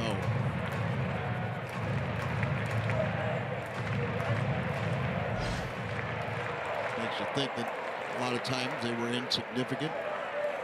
Let's hope that'll be the case here. Just retire.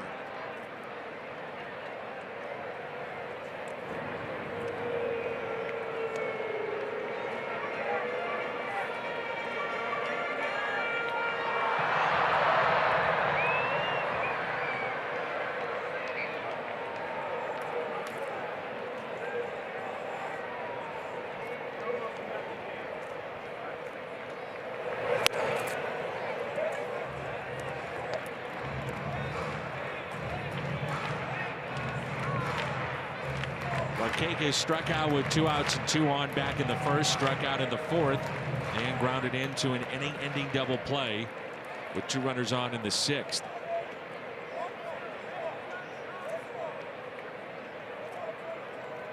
Here's a 1-1. 1 ball and 2 strikes. So Waka loses his chance at a victory today. Jumped out to that 4-0 lead, but just haven't been able to add on.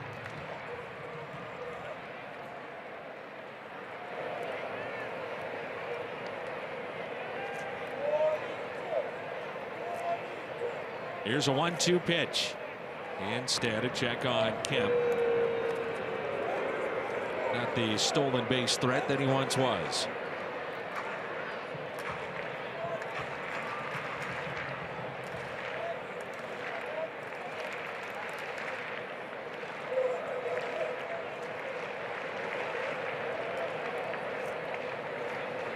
The 1-2. Tapped foul. 9th inning, the Cardinals have Diaz, Sierra, and Pham coming out.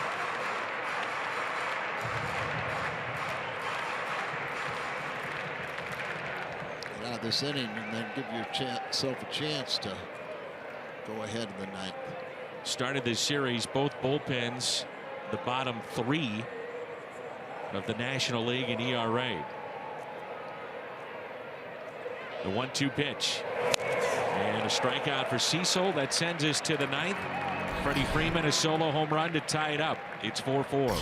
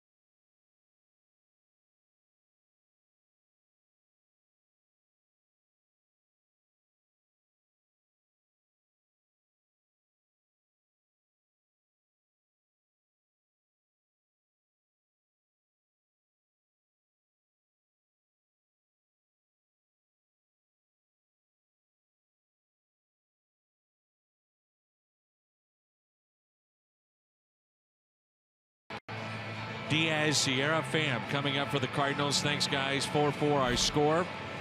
Jim Johnson, the closer of the Atlanta Braves, and it's our Chevy Cole to the pen. Diaz today. came in 7 for 8 in this series. And this afternoon he is over 3. First pitch taken for a ball. We're underway here in the 9th inning. 4-4 our score.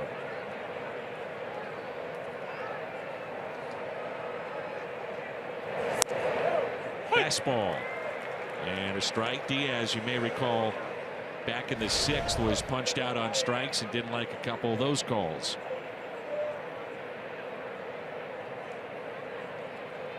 Here's a 1-1.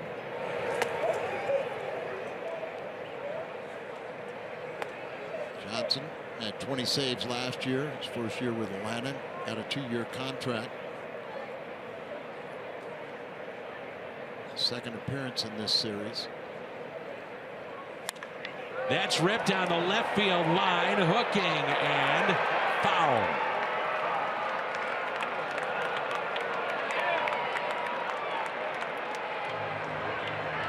It's home run distance, wasn't it? It was. That's the shortest part of the that wall out there and left. That's the one thing that surprised you about Diaz. Get the ball inside to him. He can turn on it, and he can hit it out of the ballpark. A lot of times you're throwing off-speed pitch out away from him, and he's a little bit off balance, but he runs so well. He did an infield single. 2-2 is lined into right. Carries to Marquez for the out. Nick has had a tough day at the plate with 3 strikeouts, but a couple of great catches. Pretty good all-around player, isn't he? Sure is.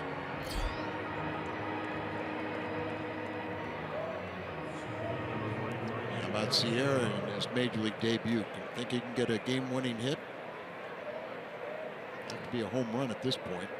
Singled to left and then was picked off. His first major league hit.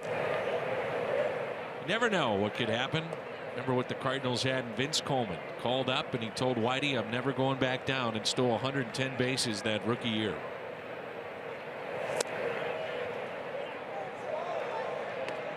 (2-0). Adonis Garcia on the grass at third base. Peralta is on a rehab assignment at Palm Beach, and I think the plan is at some point he would be activated in Miami. But you know, there's another infielder, not an outfielder, so you don't know. The 2-1 pitch. Sierra bounces it to second. And there's 2 down. With Peralta too, you've got to make sure that he plays a handful of games just to see that he's moving well and responds well, you know, dealing with that sickness. You know, you can keep him down there as long as much as 30 days, but the indications are they just want to see how he's playing for a couple days. He's had a chance to do that this weekend. Tommy Pham with a solo home run back in the 3rd. Base hit, a single in the 4th, and grounded out to 3rd. Here's a 1-0. I think a lot of it depends on, you know, how you're feeling the progression of Dexter Fowler. Is he able to come back and play? I think the Cardinals at some point, then probably the next 24 hours, have to make a decision one way or another with him. You would think. Yeah, you would think. But, you know, I think there's a sign, too. I don't know if the other 2 days he had a jersey on. There were night games. He had a red top, but did he have a jersey on? Well, it looks like he's prepared to be in this one at some point. So 2-out walk to Tommy Pham. And Matt Adams will be the pinch hitter. Don't you have to send a left-handed hitter up? Braves been hitting their home runs to left center. Cardinals hit their home runs to right. Last night thrust into the lineup after the injury to Jose Martinez. And Matt Adams with a home run also delivered another base hit.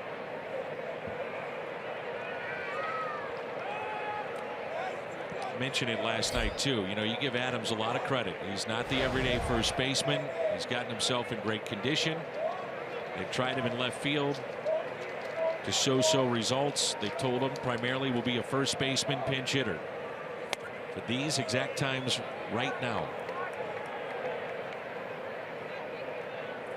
Matt's been a very good pinch hitter.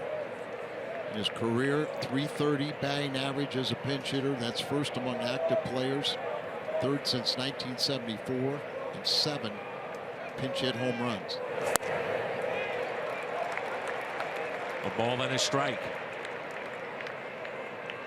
7 pinch hit home runs are second in St. Louis history. One away from tying George Crowe.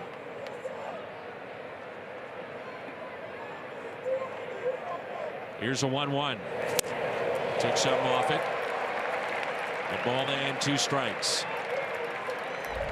Johnson at one point in his career back-to-back 50 save campaigns over in the American League. A real good changeup. Here's a 1-2. Pham is running and it's pulled foul.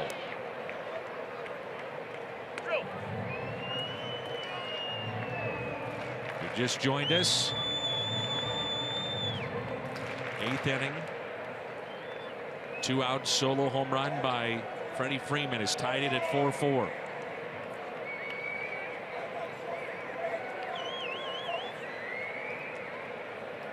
And the 1-2 pitch.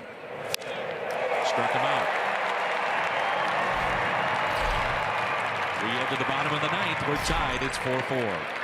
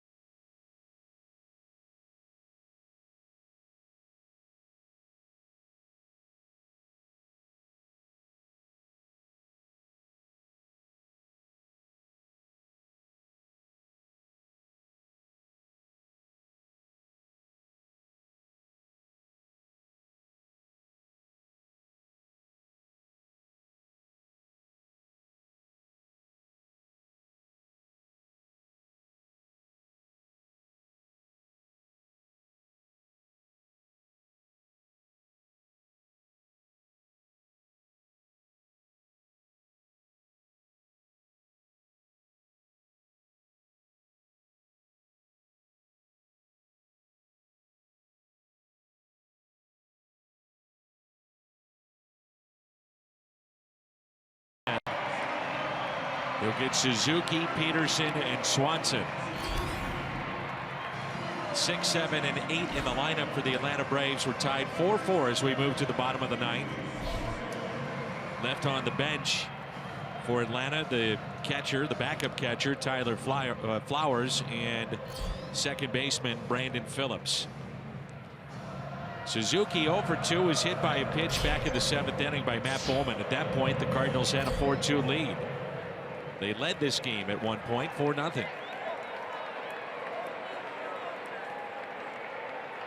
At times this year, Rosenthal has been dominant, hitting triple digits on a regular basis. And the first pitch is a strike at 97. It is a nice luxury to be able to bring somebody, I'm going to say co-closer. Yeah. Co-closer, you know, you bring him in and you still got O, you know, in reserve.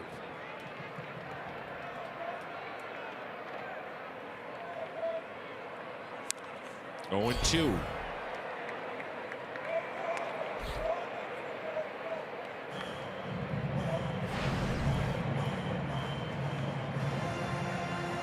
Michael Wacha, 6 innings, 2 runs on 5 hits. Bowman gave up a run in the 7th. Cecil, the solo home run given up to Freeman.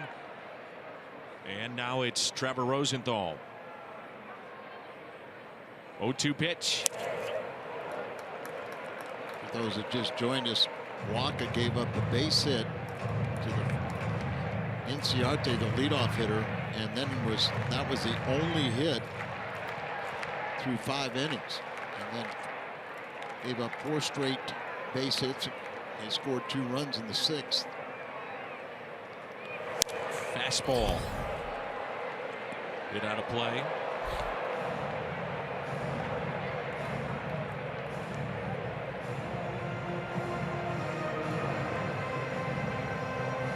Today's baseball, when you bring your closer in the top of the 9th inning, it only goes 1 inning.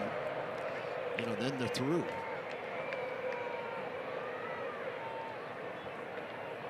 Here's a 1-2. Drilled down the left field line, but yanked foul. Geared up for that fastball. Way inside. That ball wasn't that far inside. Might be packing bags. But he threw it where he wanted it.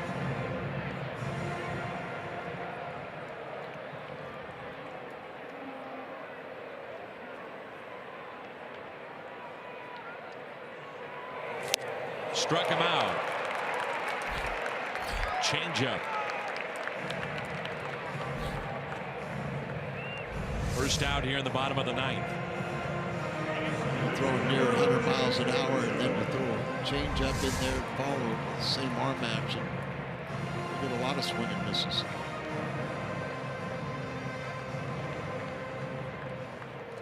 And it was an 11 miles an hour variance. 99-mile-an-hour fastball, 88 changeup. And a strike to Peterson. Reached on a fielder's choice back in the 7th. Really a key play in this game, as initially ruled a double play for the Cardinals.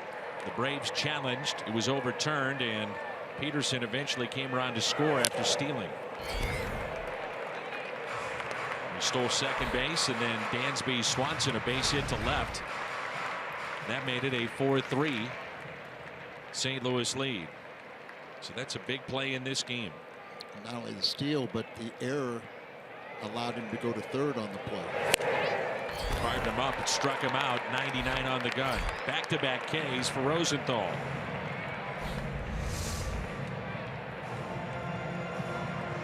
Tough pitch. Left-handed hitters, usually low ball hitters, throw that up in the zone and away from him.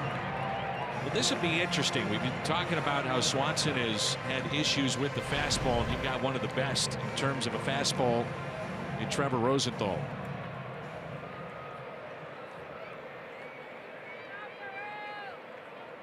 So 2 outs, nobody on. Ground ball that's hit to short, backhanded by Diaz, and he makes the play. Extra innings coming up in game number 3. Scoreless 9th by Rosenthal.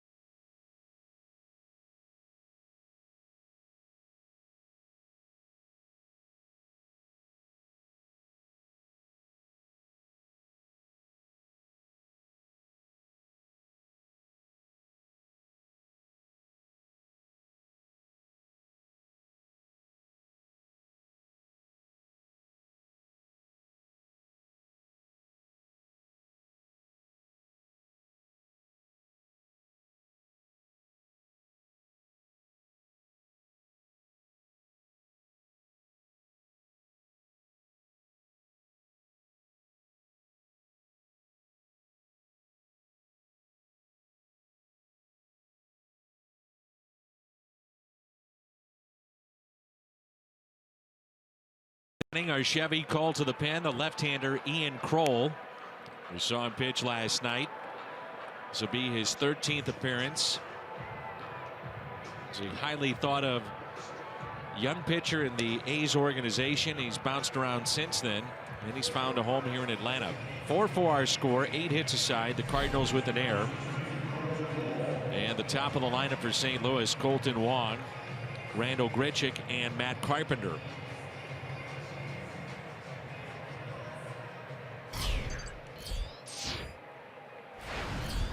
Wong with a double back in the third. Hitting streak now at 12 games. He's 1 for 4, 3 groundouts, and that double. First pitch to him. He's taken high. Showing bunt. Freeman in at first. Garcia in down at third.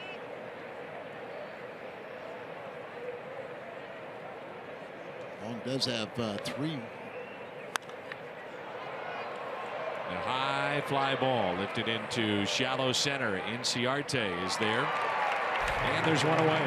So Long has 3 bunt hits. That's ties for the major league lead. Got robbed of one to lead off the game, as Dickey made a tremendous play to get him out.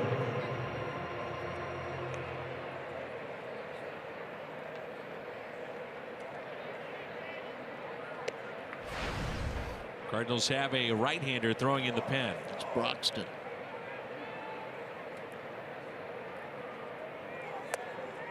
And a breaking ball taken low.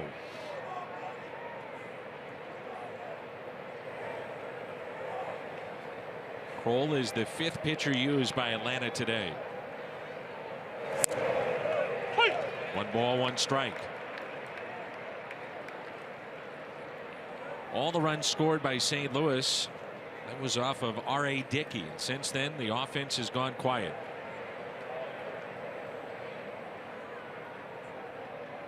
The 1-1.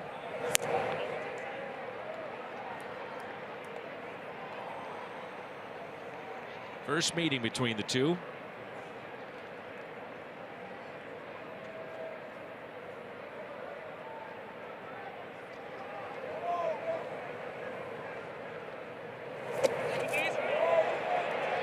And he went on a ball he was trying to avoid.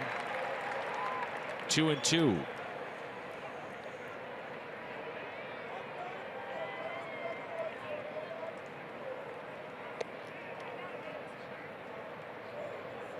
Slider at the back foot of a hitter.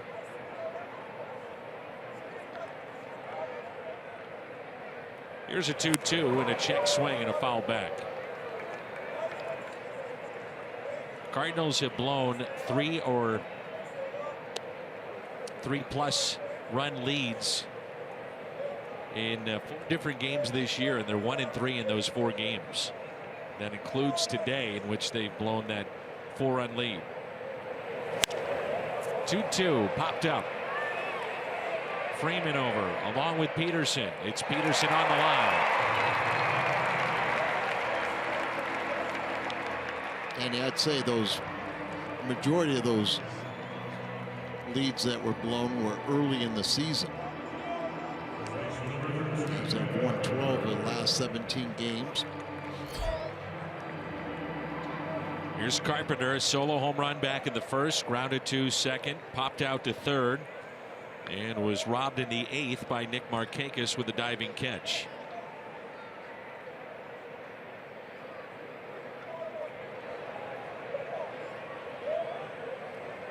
Freeman is guarding the line down at first. Strike 1. It's maybe a foot, 2 feet off the line down the first base line. So he's guarding foul territory. Pretty much.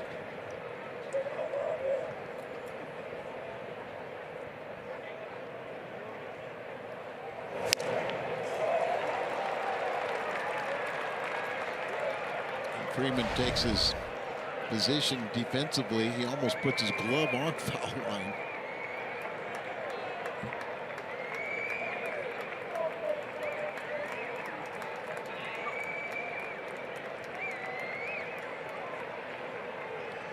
Oh, 0-2 the count. Carpenter with a drive into center field. Inciarte back and makes the catch.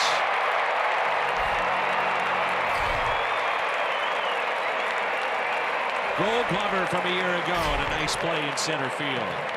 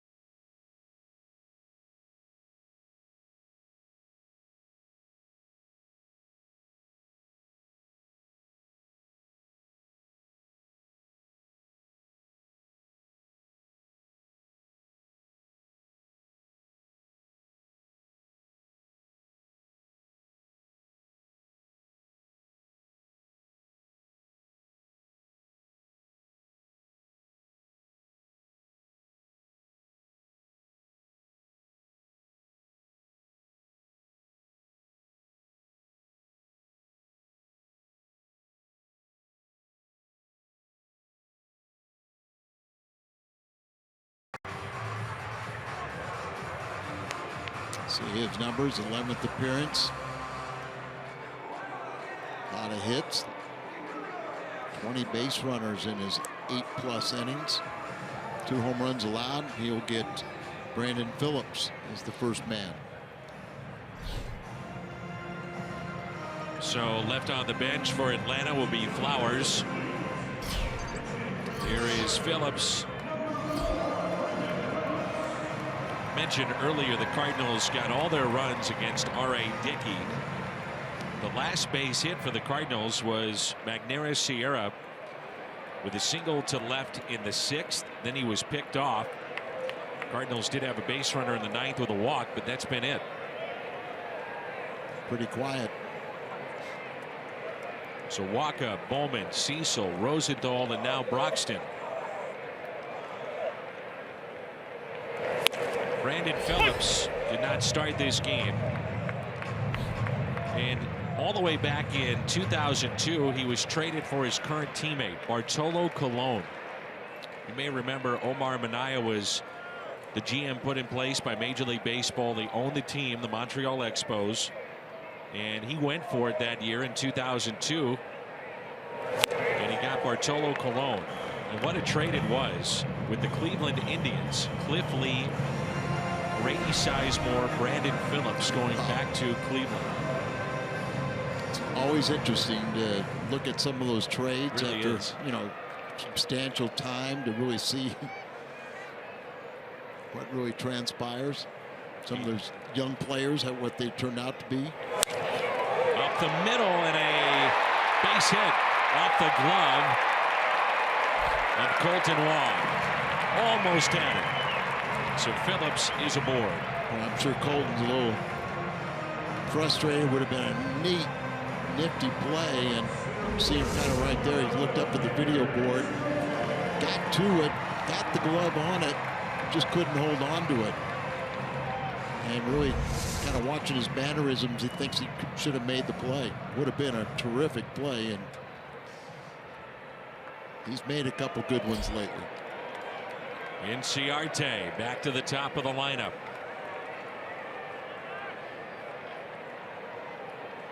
4-4 our score. Cardinals anticipating the bunt. That's Jerko down at third. Carpenter holding at first. Inciarte drops down a bunt. A beauty. They may not get him. Quick throw. Got him. Wow. Boy, lucky that ball doesn't go into right field. Absolutely. Carpenter took a chance, fired it right over the bag. Wong was there, but it was just on the run. They're going to let it stand.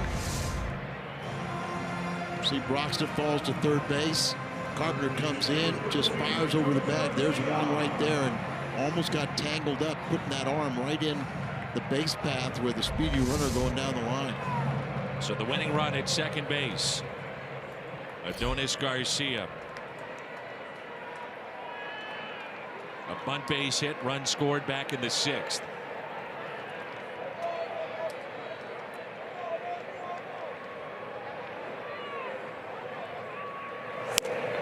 And there's strike one.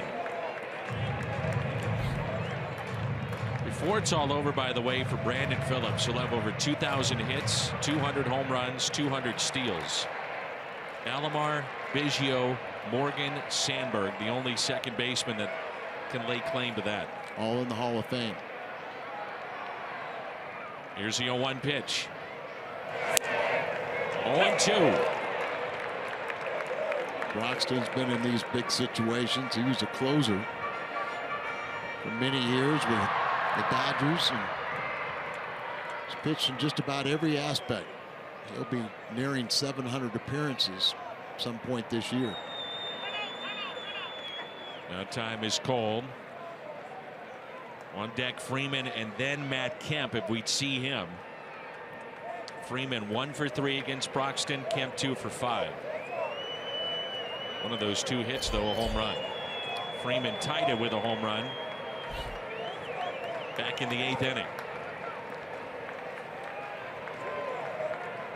Here's the 0-2 pitch.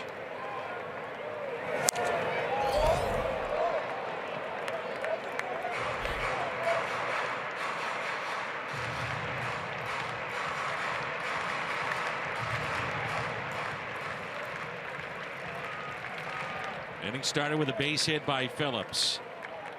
Ciarte the bunt to advance him to second base. 0-2 the count on Adonis Garcia.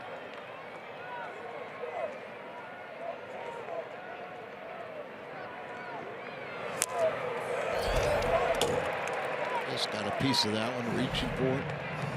I would think if you get Garcia, you cannot let Broxton face Freddie Freeman and take your chances with Kemp.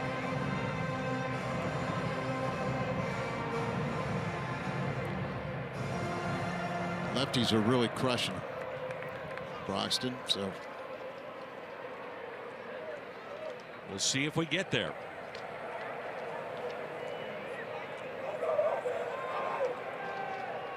Molina sets up way outside the 0-2, and it's a ball and 2 strikes.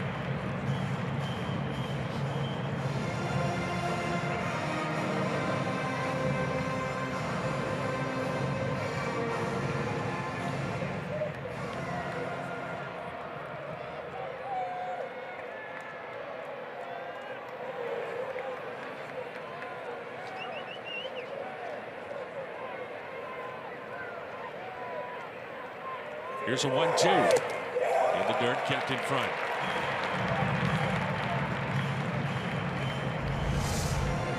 Good play here by Yachty. Textbook.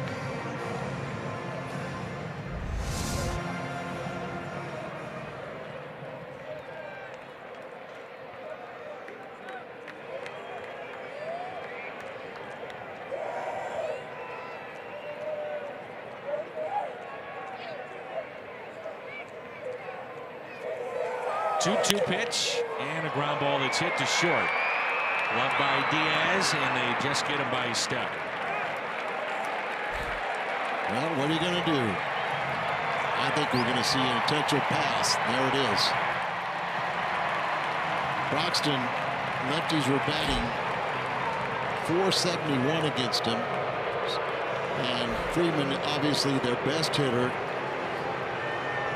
An RBI double in the 8th, a home run to tie it in the, excuse me, a double RBI was in the 6th, the home run to tie it in the 8th. So it makes perfect sense. Righties are batting .316 against him, and as you mentioned, his former teammate Matt Kemp is 2 for 5. By the way, the Braves led all of baseball last year in drawing intentional walks. They had 60. In 2004, Barry Bonds drew 120.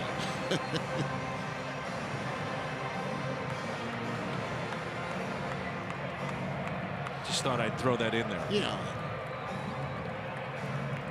So Matt Kemp, 2 hits today. I don't know about you, but I want to see 11th. The 11th inning. Got to force it second. And the game on the line. 2 outs, 2 on. Strike 1. Got that Molina. Foul ball. Saw that graphic where Kemp hasn't got a game-winning hit since 2014. Shot off the mask.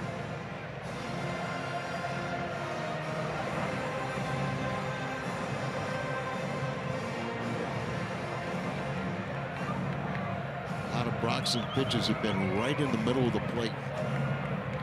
If we get to the 11th, the Cardinals would have Jerko, Molina, and Diaz coming up. Broxton trying to send us there. 0-1 the count on Matt Kemp.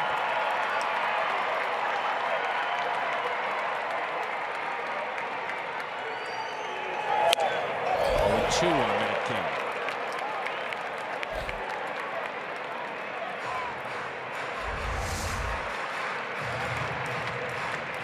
Just right down the middle, but throws it by Matt Kemp.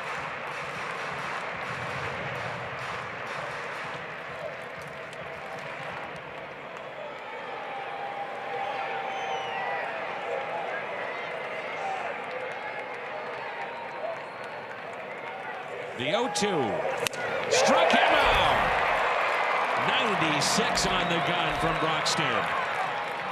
The strikeout of Matt Kemp.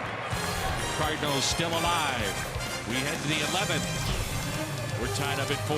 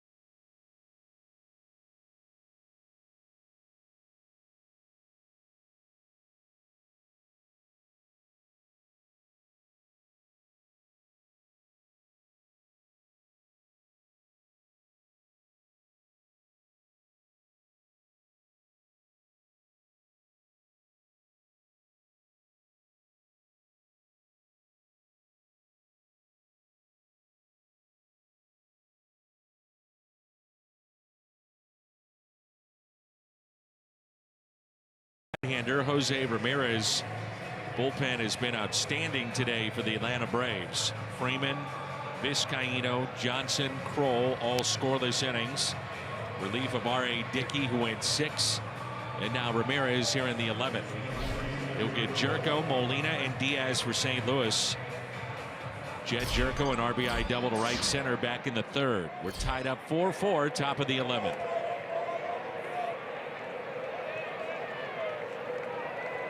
Ramirez is the 9th relief pitcher used by both sides. Everyone to this point has gone 1 inning. Jerko is grounded out, walked in, struck out. That pitch at 95, up and in, and that gets your attention.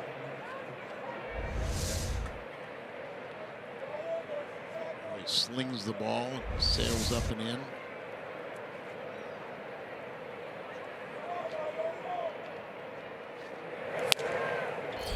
1 ball, 1 strike. So you get 95 up and in, and then he paints the outside corner. Absolutely. Effectively wide. Outfield is straight away. They are deep. The ball and 2 strikes on Jed Jerko.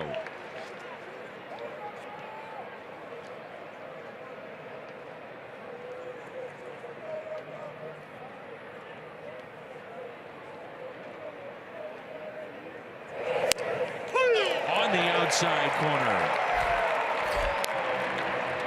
You may want to argue, but you're down to Eric Fryer left on your bench, and more than likely Dexter Fowler not available to play. So you got to be careful about it. You absolutely do.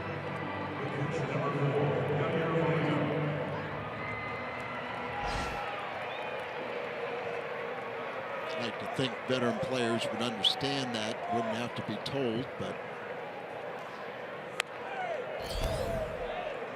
now usually after a pitch is up and in, you can bank on it that Molina will swing and swing hard. Let's see if my prediction comes true. Let's hope it's a good pitch away.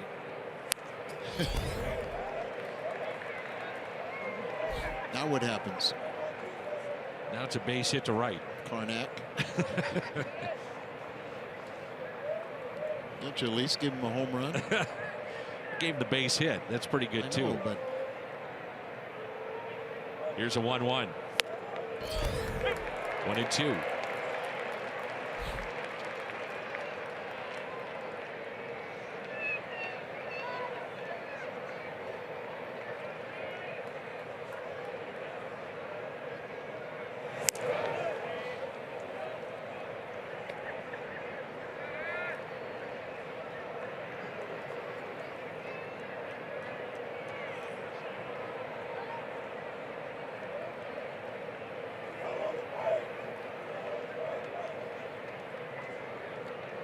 The 2-2 pitch.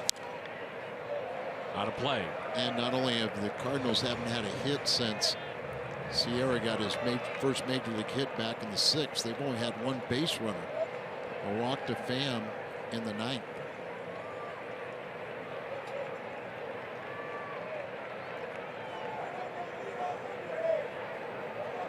The 2-2. Popped up. Out of play.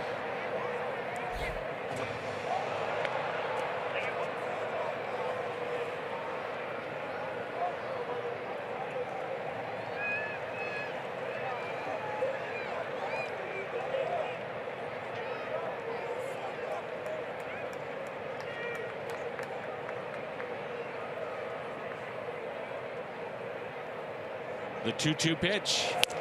Taken high. 3-2 on Yadier Molina. Diaz on deck, and if we get there, we'd see Sierra.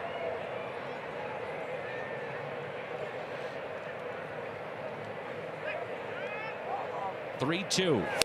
Struck him out.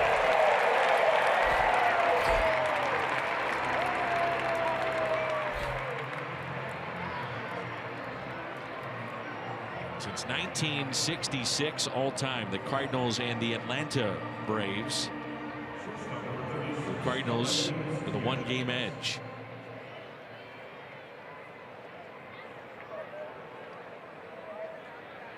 Two outs, nobody on. Aledmys Diaz. Braves moved from Milwaukee in '66 to Atlanta.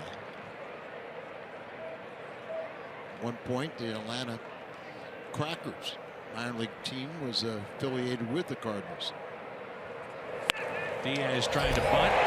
It's in the air and right into the glove of Vizcaíno.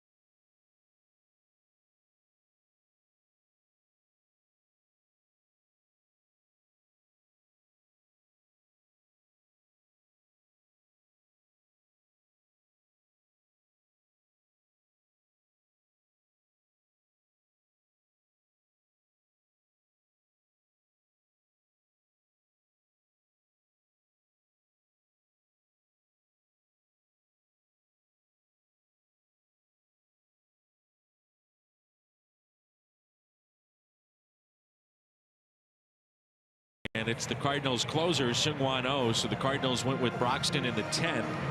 Oh here in the 11th. And it'll be Nick Markakis, Kurt Suzuki, and Jace Peterson. So the Cardinals left in their pen, Segras from the left side, Miguel Sokolovich and Sam Tuivailala. Left on the bench for the Braves, Tyler Flowers, and that's it.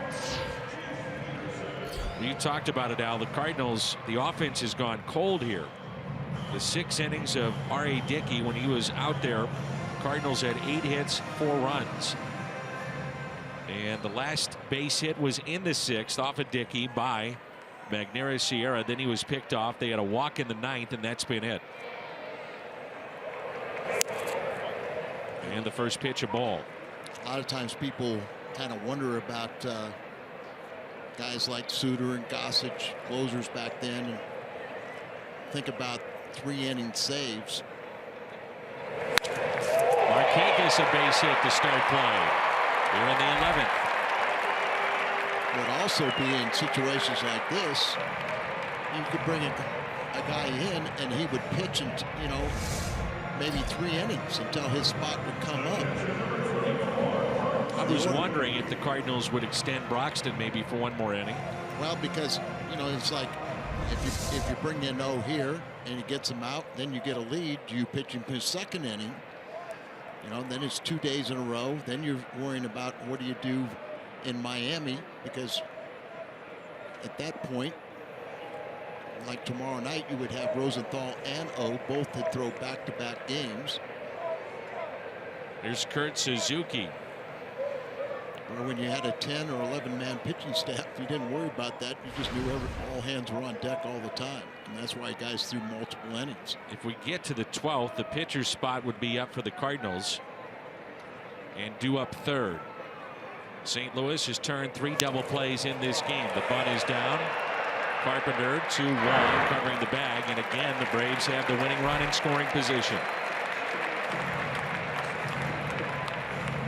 Cardinals no opportunities. And the Braves many. They were late in the game, and then also extra innings.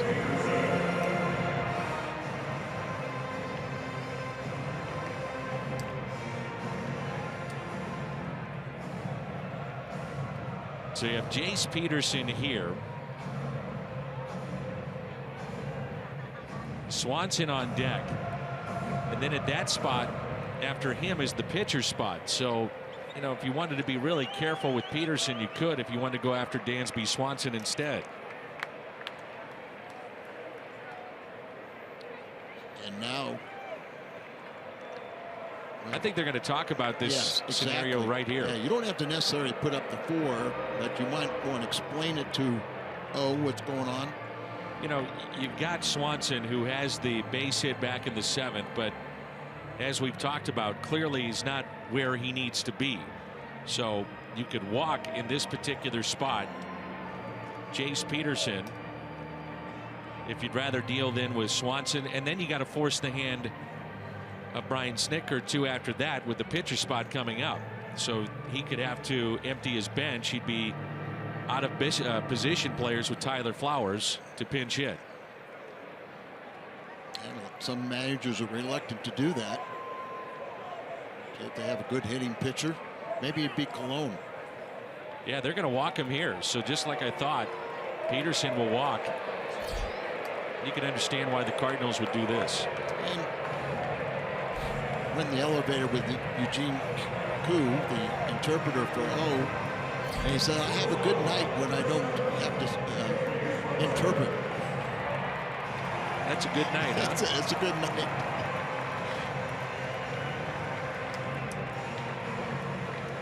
Be a better night with a double play. Yes, it would. So the Cardinals would rather deal with Swanson here and then at that point force the hand of Brian Snitker. And it's not only because it's a young hitter struggling. It just makes, you know, makes sense. They do have Tyler Flowers at the on deck circle. Their primary catcher, and Last position player available.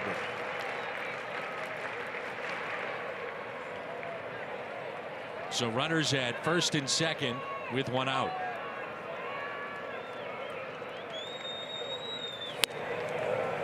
And it's 0-2. Snicker can return the favor next inning with the pitcher spot due up third for the Cardinals. The Cardinals, they have Eric Fryer left on the bench, and we don't know the potential maybe of Dexter Fowler.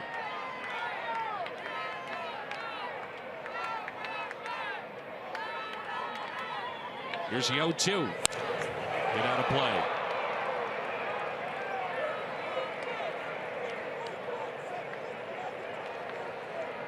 Been looking down in the Cardinals bench. I have not seen Fowler, which would then lead me to believe that he might be in the cage getting loose. That's what I was trying to see also.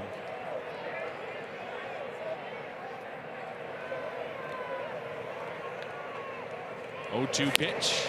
Struck him out.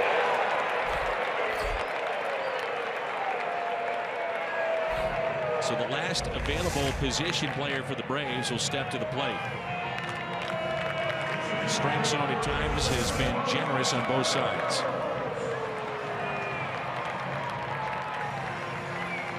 So Carpenter, Mott, O'Flaherty left in their pen.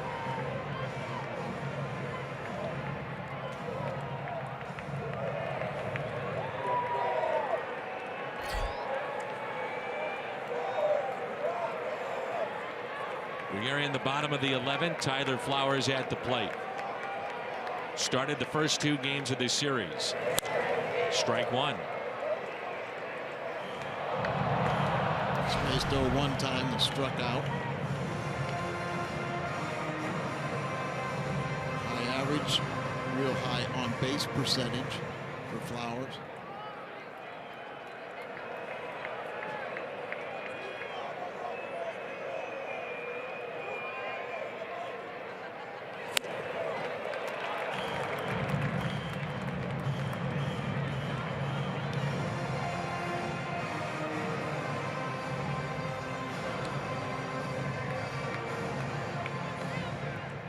With 2.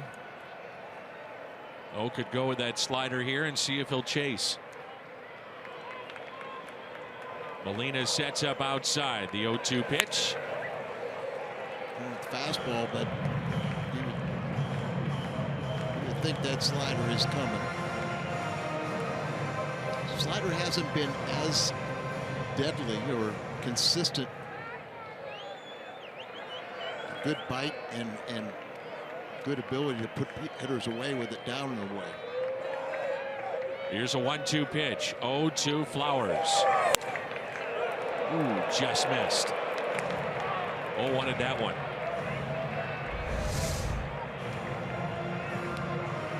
After him. You're saying that was a strike on Dansby Swanson.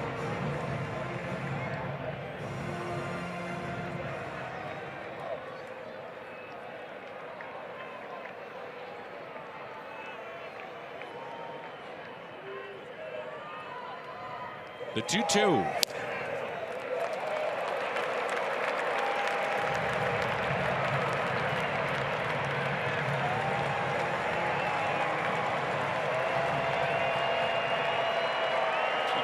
You just don't want to go with that 3-2, 2 outs.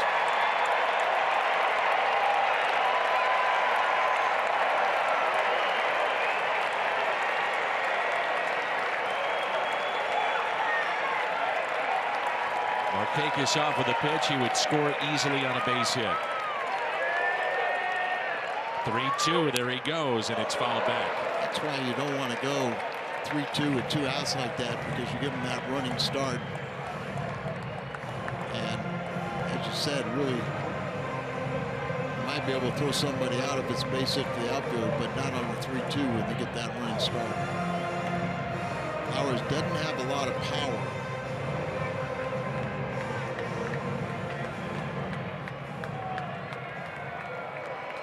Run that matters right there. Nick Markakis at second base. We'll have the 3-2 again. Bases loaded. So from 0-2 to the walk,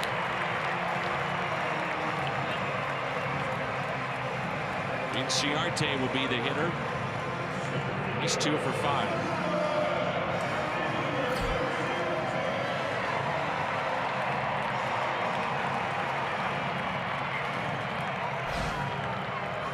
We started talking about he has a high average and he's 2 for 5 in this ball game, but hits well in Braves wins, Braves losses, not so much. The effectiveness of the slider against a lefty is so important. It doesn't break, it spins, and it's in their wheelhouse. A lot of times that slider, you know, you don't want to throw it down and in the wheelhouse. Sometimes you want to elevate it and have it come in right on the hands, almost above the hands, and tie up a hitter. Bases loaded, the 1-0 pitch.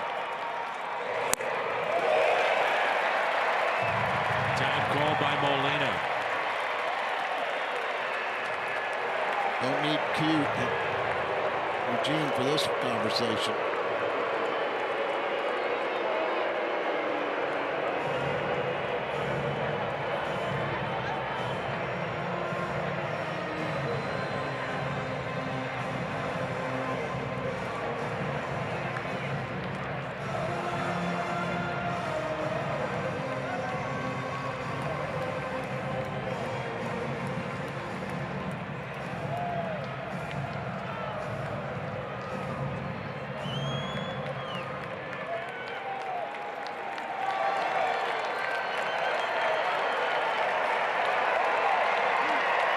The 2-0.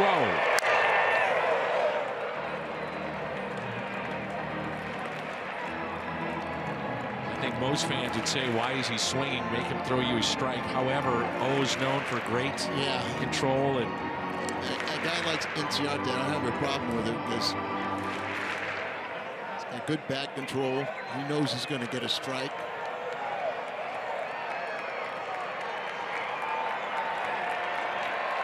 room on the right side. Carpenter playing in. So is Jerko. The game is on the line here in the bottom of the 11th. The 2-1 pitch. 2-2. That 0-2 pitch was really down and in too, so a pitch to his liking, just want him to be disciplined.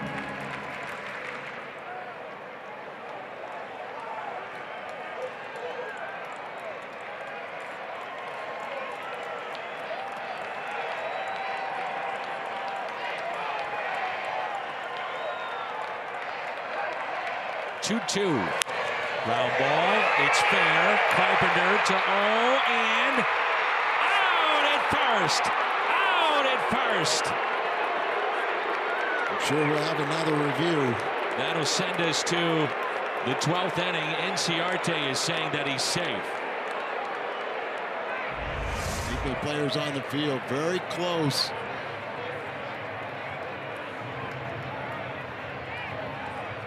Wow, he's right. Wow, those feet they both got a hit at the same time, didn't they? The throw is just a tad bit high. And they look like they both come down at the same time.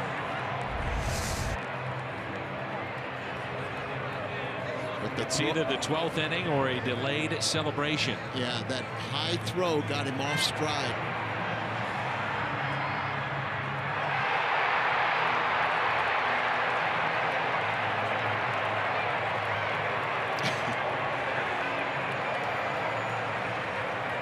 The Cardinals are going off the field. Yeah, they think he's out. After watching on the big board, but it's still awfully close. I think he's out too, watching on the big board. He's out. Inciarte slamming down his helmet. And with that, we head to the 12th. Fun ball game here in Atlanta. This close to being over.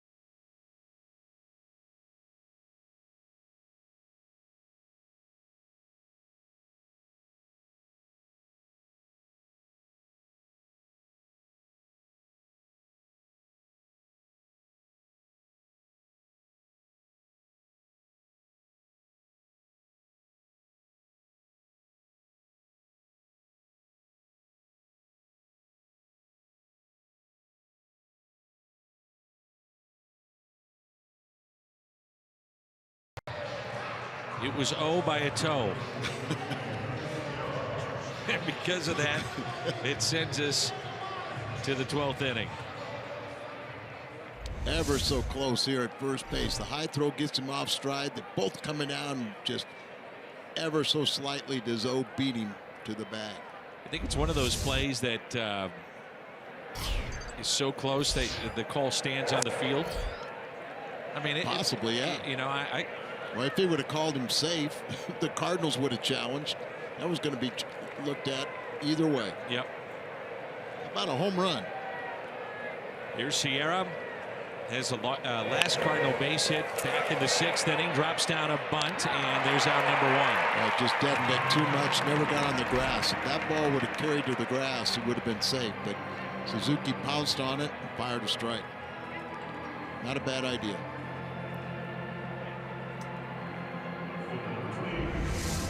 Brings it Tommy Pham, and moving to the on-deck circle, Dexter Fowler. So Sierra in his major league debut is 1 for 5. Here's Tommy Pham, a home run and a single today.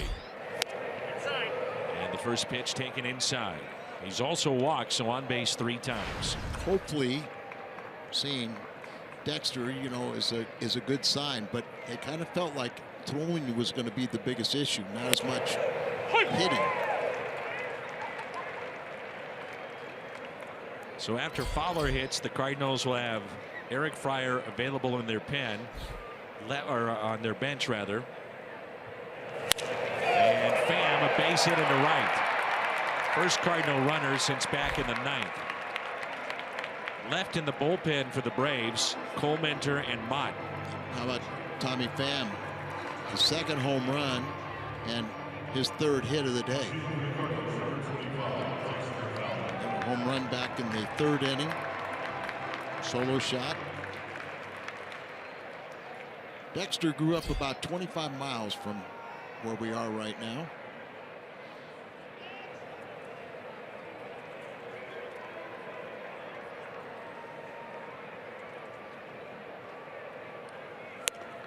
And a strike to Fowler. Shadows now becoming part of the story for the hitters. There's what's left for the Cardinals. And the shadows are at the home plate area, the pitcher in the sunshine. Fowler with a fly ball out to center. Inciarte with the catch, and there's 2 down. Back to first goes Tommy Pham.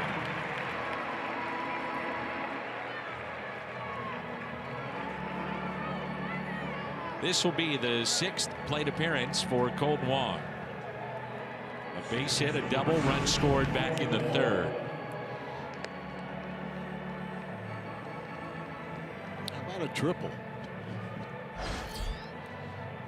Nobody likes hitting the game-winning home run, so we'll try a triple.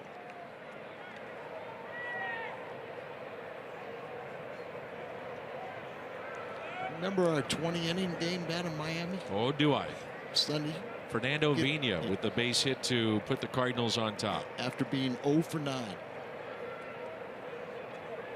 Seemed like you were a little upset after every half inning. I was thrilled for extra baseball. Oh. I don't know where you got that thought in your mind, Al. It's kind of where after every inning the Cardinals finished, the headset kind of came off quickly and took a little stroll. There goes Pham. He's running, throw down to second, and it's a stolen base. I must have been fairly demonstrative in my my way of setting down the headset, and I'm dead serious about this. Even Mike Matheny, who was playing at that time, saw me do it.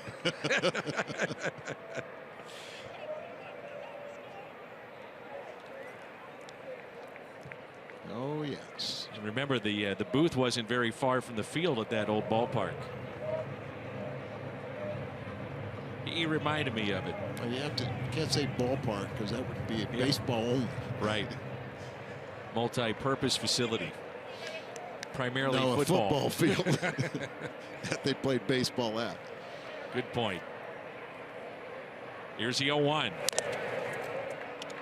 And it is 0-2 on Kolten Wong. The go-ahead run in scoring position. That's Tommy Pham.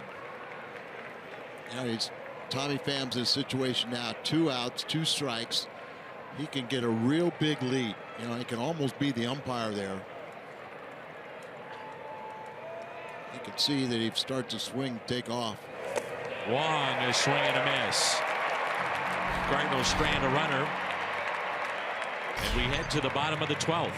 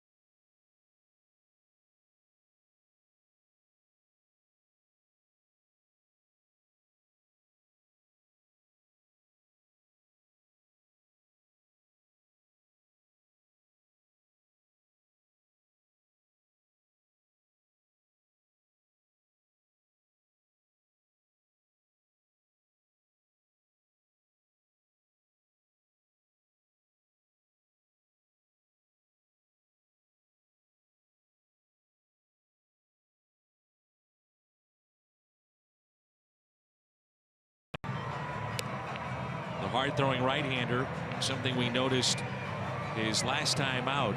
Really a good breaking ball. We hadn't seen that from Sam. He used to throw a curveball, and he kind of wanted him to go to a cutter, and kind of got to the point where he said, I'm going to go back to my curveball. I have more confidence in it, and you're absolutely right. It was a difference maker.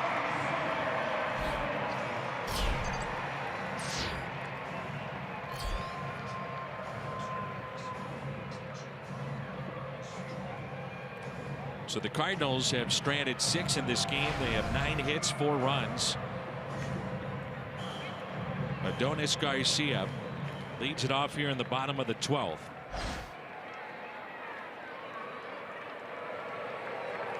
No position players available on the bench currently for the Atlanta Braves. Garcia, Freeman, and Kemp, 2, 3, and 4 in the lineup.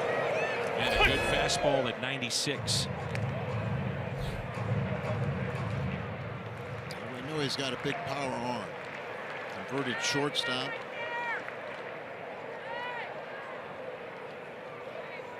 Seventh pitcher used by the Cardinals today. And again, a leadoff base hit. They did that in the 10th, the 11th, and now here in the 12th.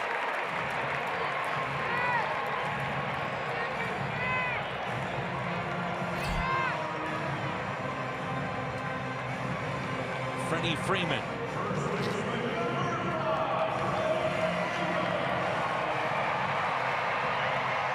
So important to get a hitter out in front of Freeman.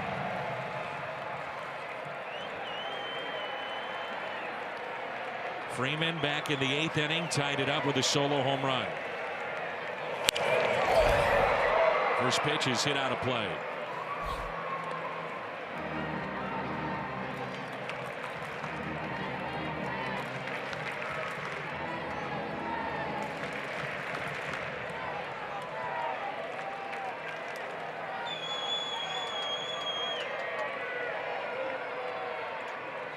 And the 0-1. Breaking ball off the glove of Carpenter. Can they get 1? No. Could have been 2. They get nobody. First and second, nobody out. Carpenter trying to get a little too quick. He's trying to get that ball and throw it before he caught it.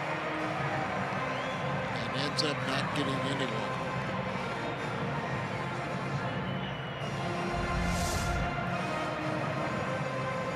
Playing in the shade too, but tried to turn his body and get to position to throw to second base. And just didn't catch the ball. And he and Wong getting caught up.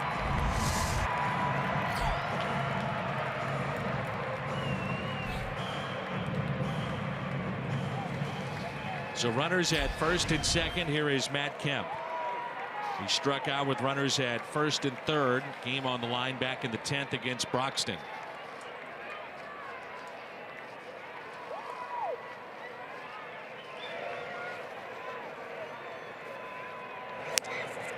And a fastball and a strike. He must have made 2 costly errors today. For Carpenter, his 4th this year. For Molina, it was his 3rd earlier.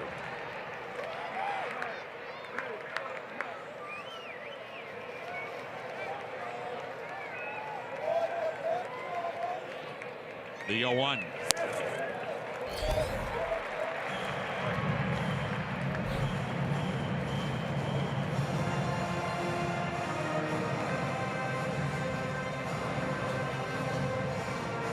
Kemp walked back in the 1st, grounded into a double play in the 4th, RBI single in the 6th, and a base hit to right in the 8th, struck out in the 10th. The 1-1 pitch. Up the middle, could be 2. Wong, Diaz. It's a double play.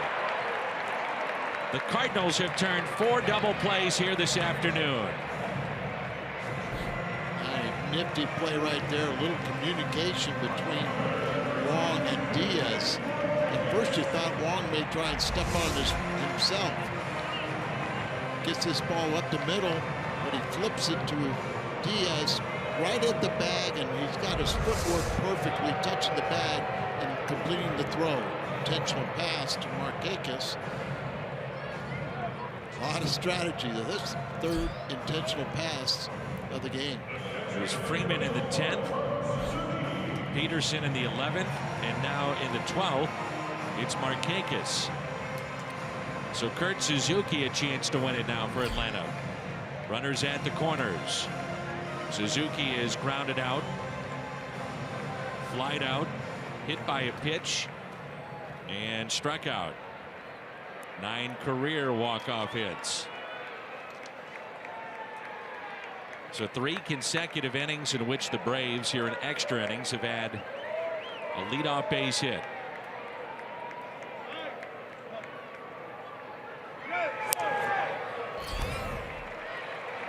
And the fielder's indifference for Markakis. 2nd and 3rd.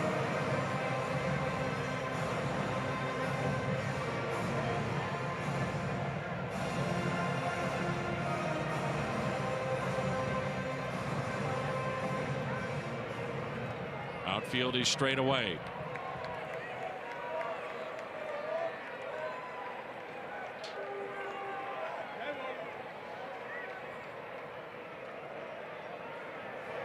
Here's a 1-0. There's that breaking ball. Good pitch. He told me he's got confidence in that pitch, and so he's gone back to it. There's that good breaking ball. And last Cardinals game in which they issued 3 intentional walks was against the Mets in 2015. That game was 18 innings. The 1-1. A ball and 2 strikes. I can't wait. Cardinals, if we get to the 13th, would have Grichuk, Carpenter, and Jerko coming up. It's not when we get there. It's we're getting there. Who's getting out of this one?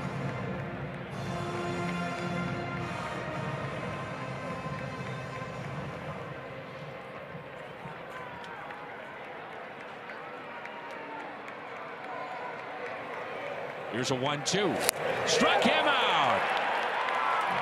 We head to lucky number 13. Another good breaking ball by Sam Tuivailala. Strikeout of Suzuki, tied at 4.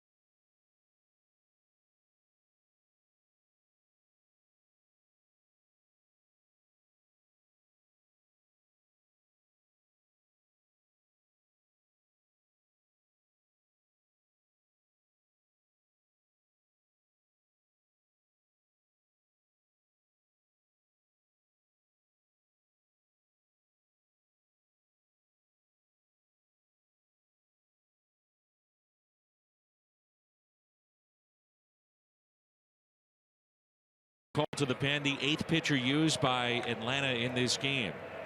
We saw him pitch in game 1 of the series. The former Cardinals closer let go by Colorado and picked up by Atlanta. The Braves have stranded 11.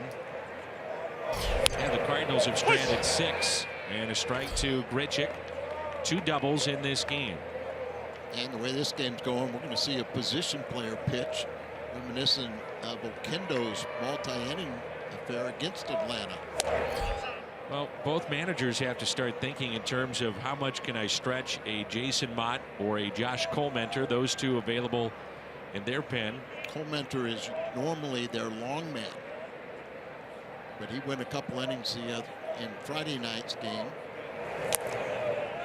The Cardinals have Sokolovich and Segris left in their pen. To be honest, I'm kind of surprised nobody has gone out for multiple innings in this game from either side. Also looking ahead to the bottom of the 13th, it'll be the pitcher's spot due up 3rd for the Braves, and they are out of available position players. And that's pulled foul. The Cardinals have Eric Fryer left on their bench.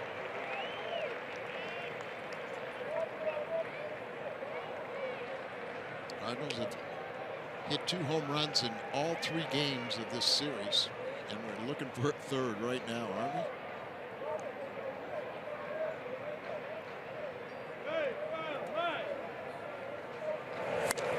And a swing and a miss and a strikeout of Randal Grichuk. So then you got to think about who are my best hitting pitchers. Cardinals have a couple to choose from. I think the obvious choice would be Adam Wainwright, who's already pinch hit this year. Or you would have Mike Leake. That's another one.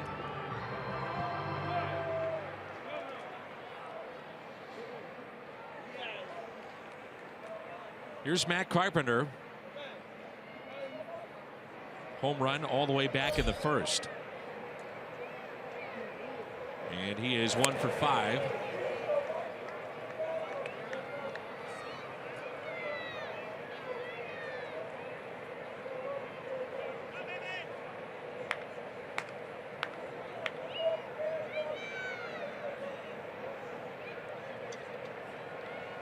A 4-4 game as we play here in the top of the 13th. That pitch taken just a bit low. And it's 2 balls and no strikes.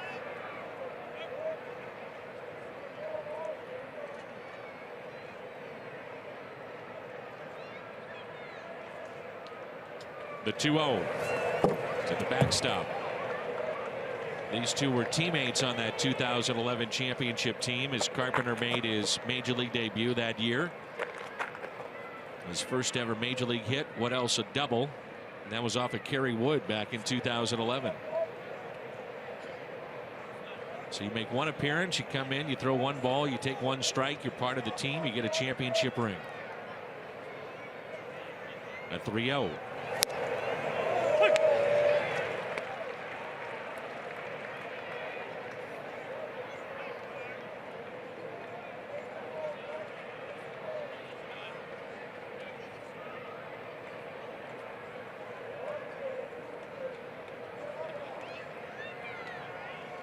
A 3-1 pitch to Carpenter. Ouch.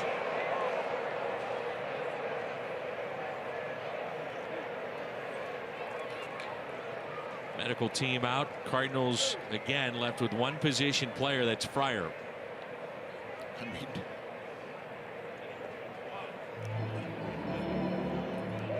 Carp's tough. And Mike's going, please say you're okay. Right off the shin.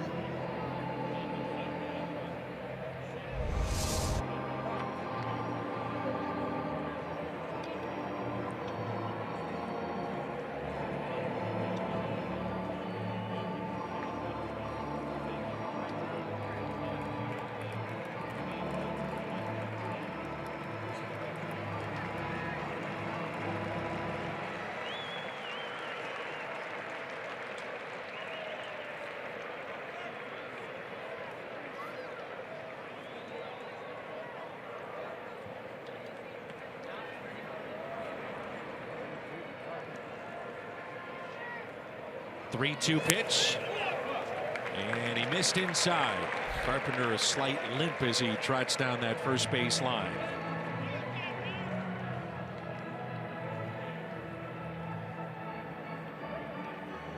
So the go-ahead run is on, and here is Jed Jerko.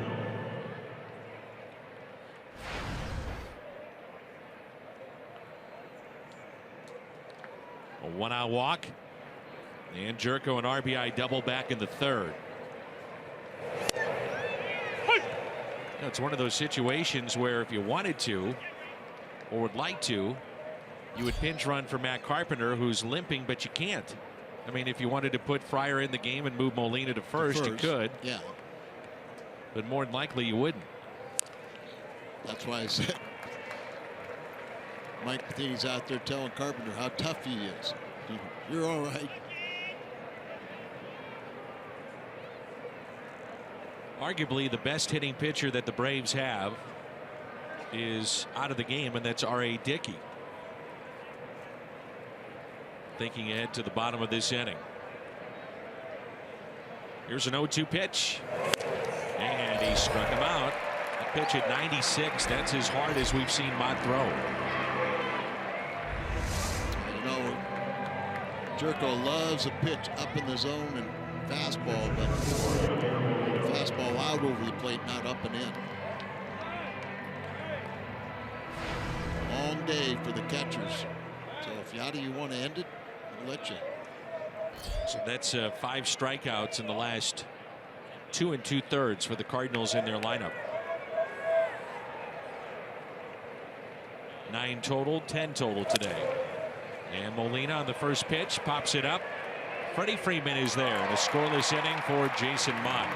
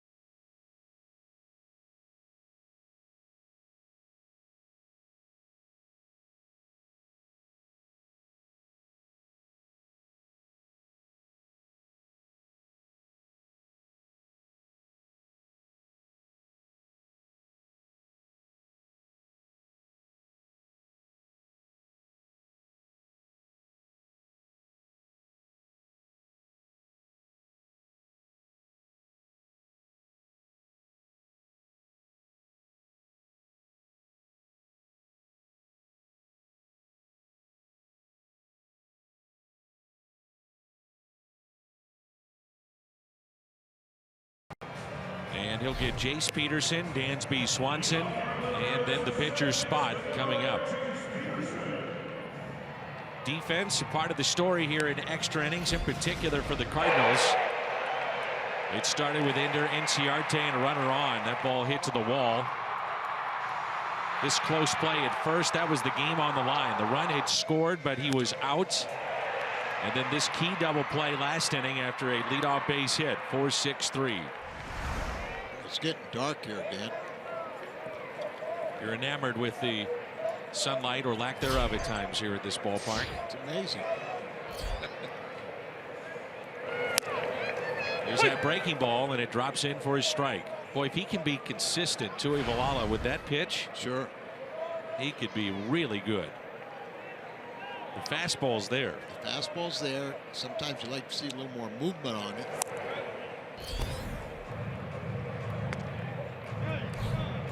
One ball, one strike.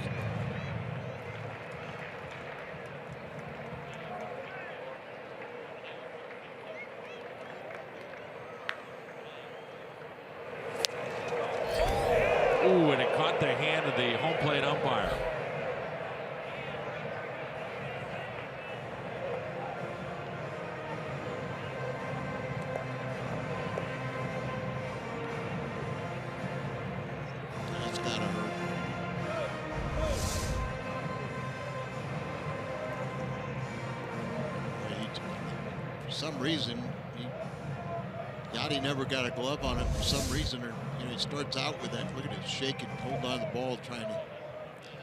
But he moved his hand away from his side, and that's what allowed it to hit him. Missed outside, 3-1.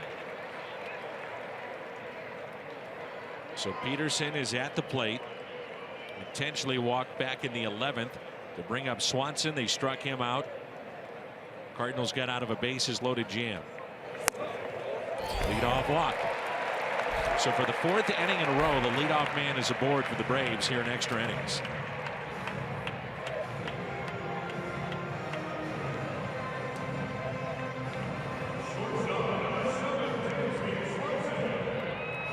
You have to think about the bunt here, but the problem is you've got a pitcher that would hit after that, and Tehran is their best bunter and a decent hitter. It looks like he's grabbed a bat. Yep. So if you're Brian Snitker, do you not bunt and take your chances? Let Swanson swing away. Cardinals have already turned 4 double plays.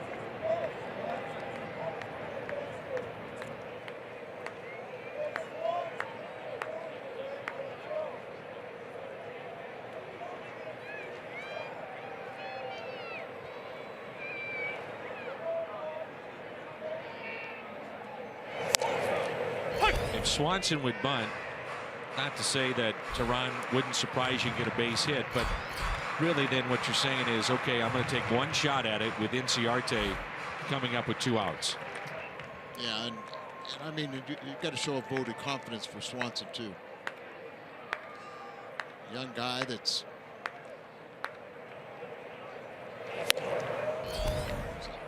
2015 first overall pick in the draft. Was traded to Atlanta, he and Inciarte in the Shelby Miller deal. He's from this area, and a lot of people projected he would be Rookie of the Year candidate. 0-2 pitch, puts it in play. How about another double play? Out at first, out at second. It's a double play. That's 5 turned by the Cardinals. I like it. Carpenter has steps on the bag this time, make sure, and then when you by getting the out at first, you have to tag the runner. And Diaz does that. So Tehran will be the hitter. I was wondering if they would pull him back. He is their best bunter among the pitchers in case you needed him later in the game to bunt. Good point. It's a year ago today that Bartolo Colon hit a home run against the Padres that shocked the sporting world. I was shocked if they didn't send up Colon. Being facetious.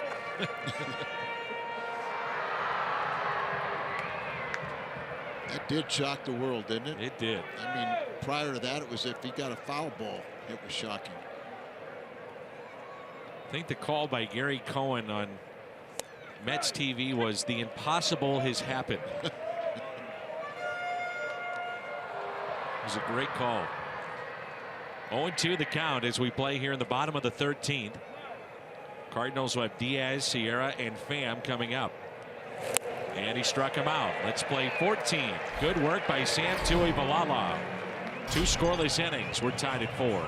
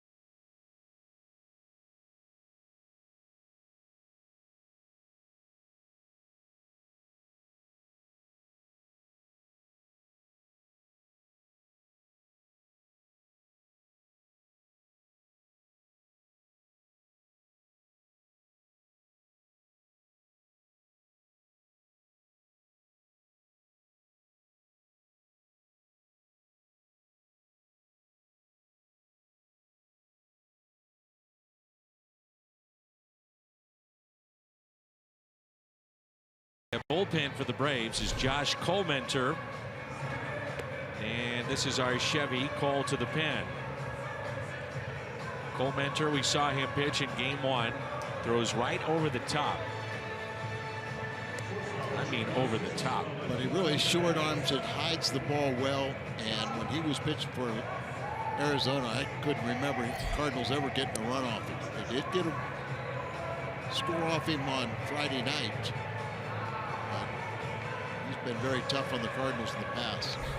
So the Cardinals in this game, 4 runs on 9 hits. They have stranded 7. The bullpen has done a remarkable job on both sides. R.A. Dickey went 6 innings. Freeman, Vizcaino, Johnson, Kroll, Ramirez, O'Flaherty, Mott, all 1-inning appearances. Only multi-inning appearance in this game by a reliever is Sam Tuivalala. And a strike to Aledmys Diaz. I would say Carpenter's going to be out there until the game's over. 0-1 pitch. He's supposed to be their long man.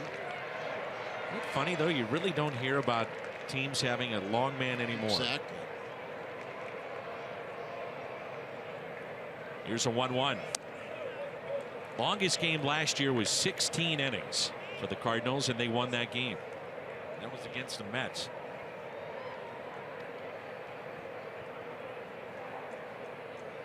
Here's a 2-1 pitch. And Diaz sends a high fly ball into center field. Came in 7 for 8 in this series. And he's 0 for 6 today.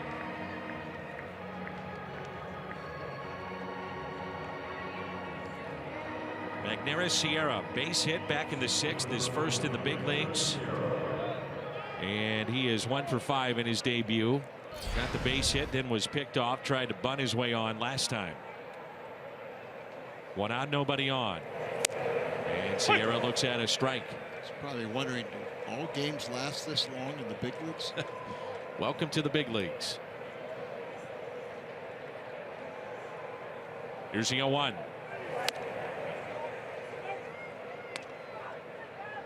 Wherever you may be, we hope you've enjoyed Cardinals baseball. Long afternoon, been a lot of fun. Here's a 1-1 pitch.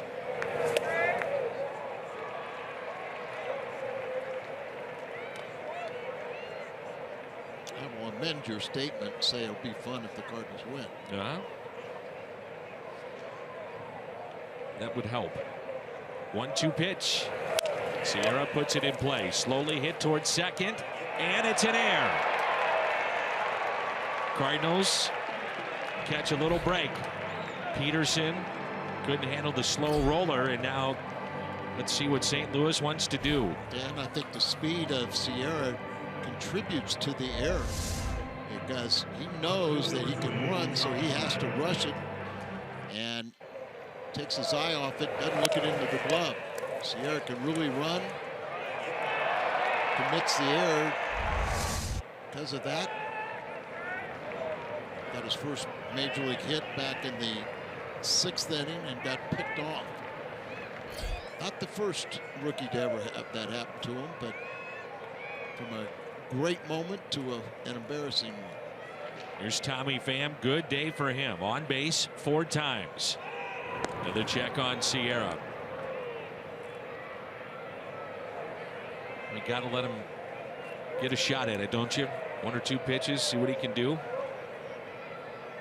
Carpenter is not fast to the plate. No, he really is. When you look at the way he throws, he's slow to the plate. The Cardinals have been very aggressive on the base pass this whole series. First 2 games against Flowers. Tommy Pham, a drive, deep left. This ball is gone. Tommy Pham, his 2nd home run of the day, 3rd in this series, and the Cardinals go on top here in the 14th. Well, it was a good day for Tommy Pham. Now it's a great day.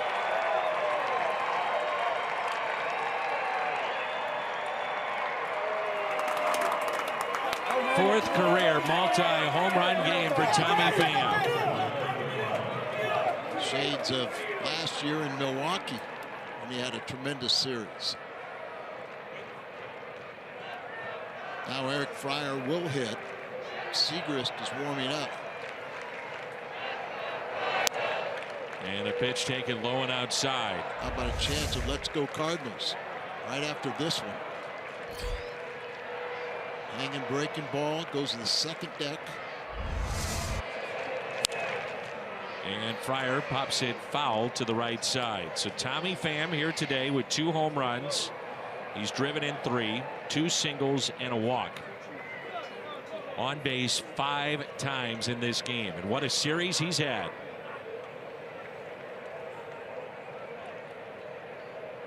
The 1-1 pitch.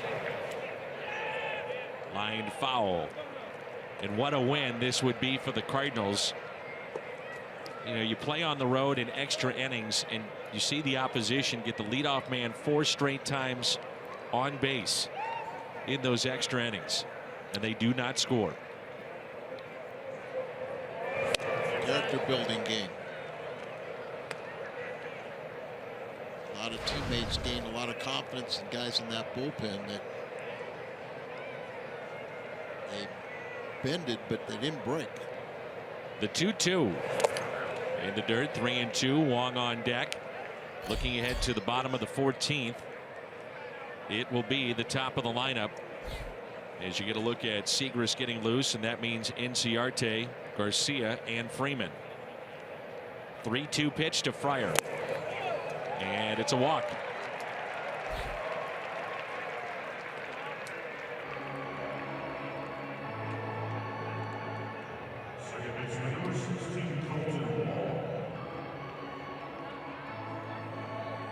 So 1-out walk. And it brings in Wong. Boy, the air is big too. Instead of having 2 outs, nobody on, momentum going for Colemente. Commits the air and speed. You never know what that does for a pitcher too. As Wong drives it the other way. What a catch there by Kemp in left field. Fryer was all the way across second base. He did retrace his steps, but what a play. Matt Kemp, game 1 Friday, robbed Molina as he came, went to his right. Never said where he went around, but he does retouch his steps. Good base running. If that ball gets down, he's got a chance to score. No doubt. Kemp is really nice play. Here's Randall Grichuk. Grichuk is struck out twice. He has popped out twice and doubled twice. Picked up an RBI and a run scored back in the 3rd. Here's the 0-1 pitch.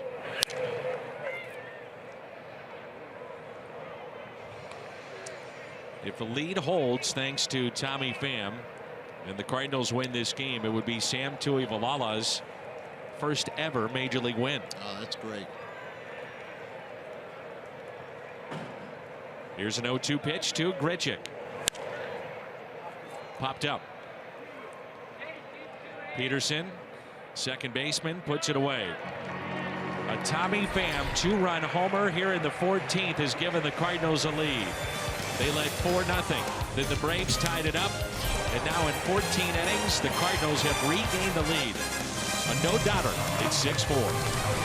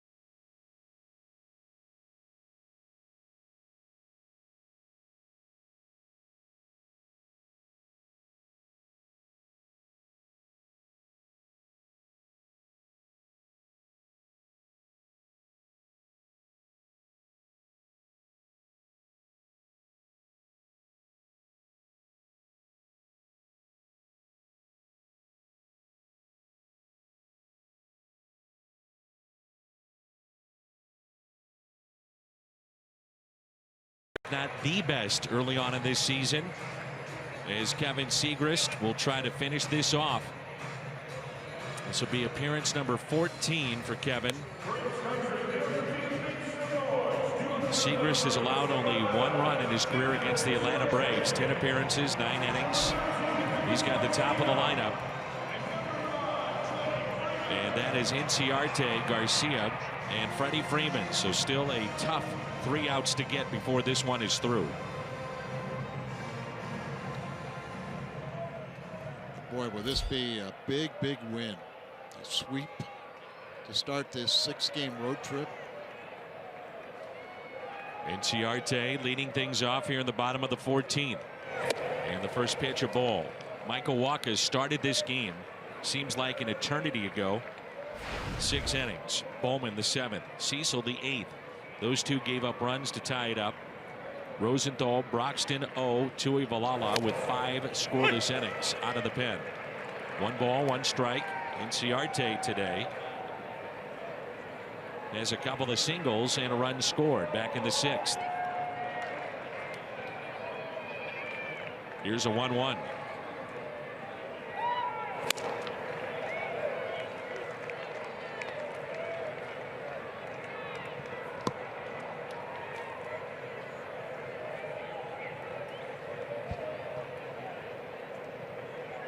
The 2-1 pitch. Line to short. That's the first out. Gotta have a little luck, don't you? Well struck, but right at Diaz.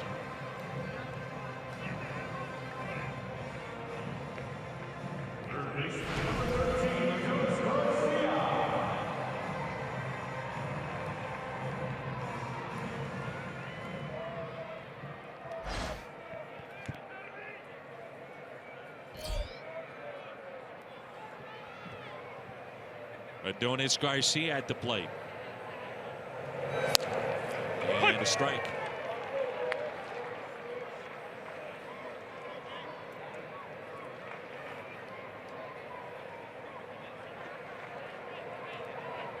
The 0-1 pitch to Garcia. Outside, 1 ball, 1 strike.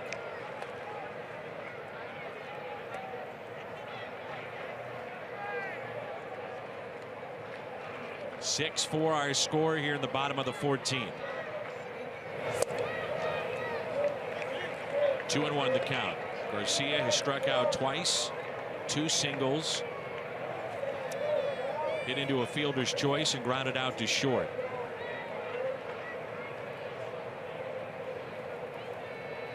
The 2-1 hit to the right side, diving stop by Carpenter. Siegrist to the bag for the out. Well, you'd love to see Freddie Freeman come up with nobody on. Oh, no doubt. Budweiser player of the game. A huge afternoon for Tommy Pham. That's his first of 2 home runs, 4 hits, and that one a 2-run shot moments ago in the top of the 14th. The error that allowed Sierra to reach base ahead of the 2-run home run by Pham is big with Freddie Freeman at the home plate right now.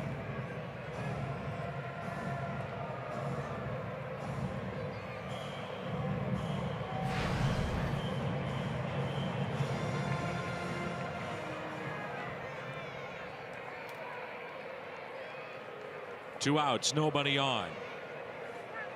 First pitch to Freeman. And the Cardinals 2 strikes away from ending this marathon here in Atlanta.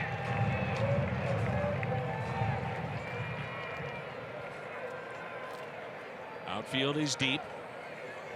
And the 0-1. Breaking ball in the dirt.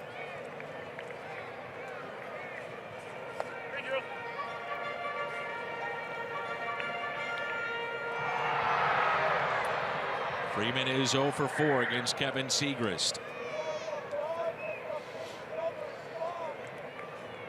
1 ball and 1 strike. Breaking ball, 1-2. A strike away from a sweep.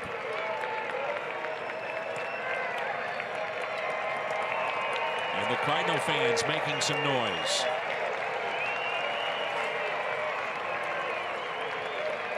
The 1-2 pitch.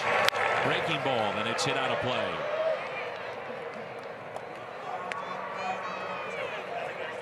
Mike Matheny and the St. Louis Cardinals trying to go to 16-14. Drop the Braves to 11-18. Key to get Freeman out here. Here's a 1-2.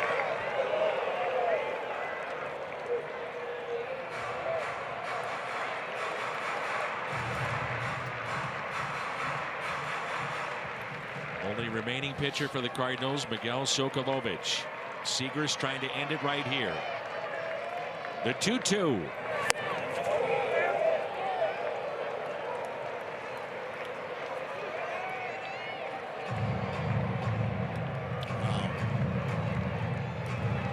Don't want to put him on base to bring up a potential tying run to a big pitch.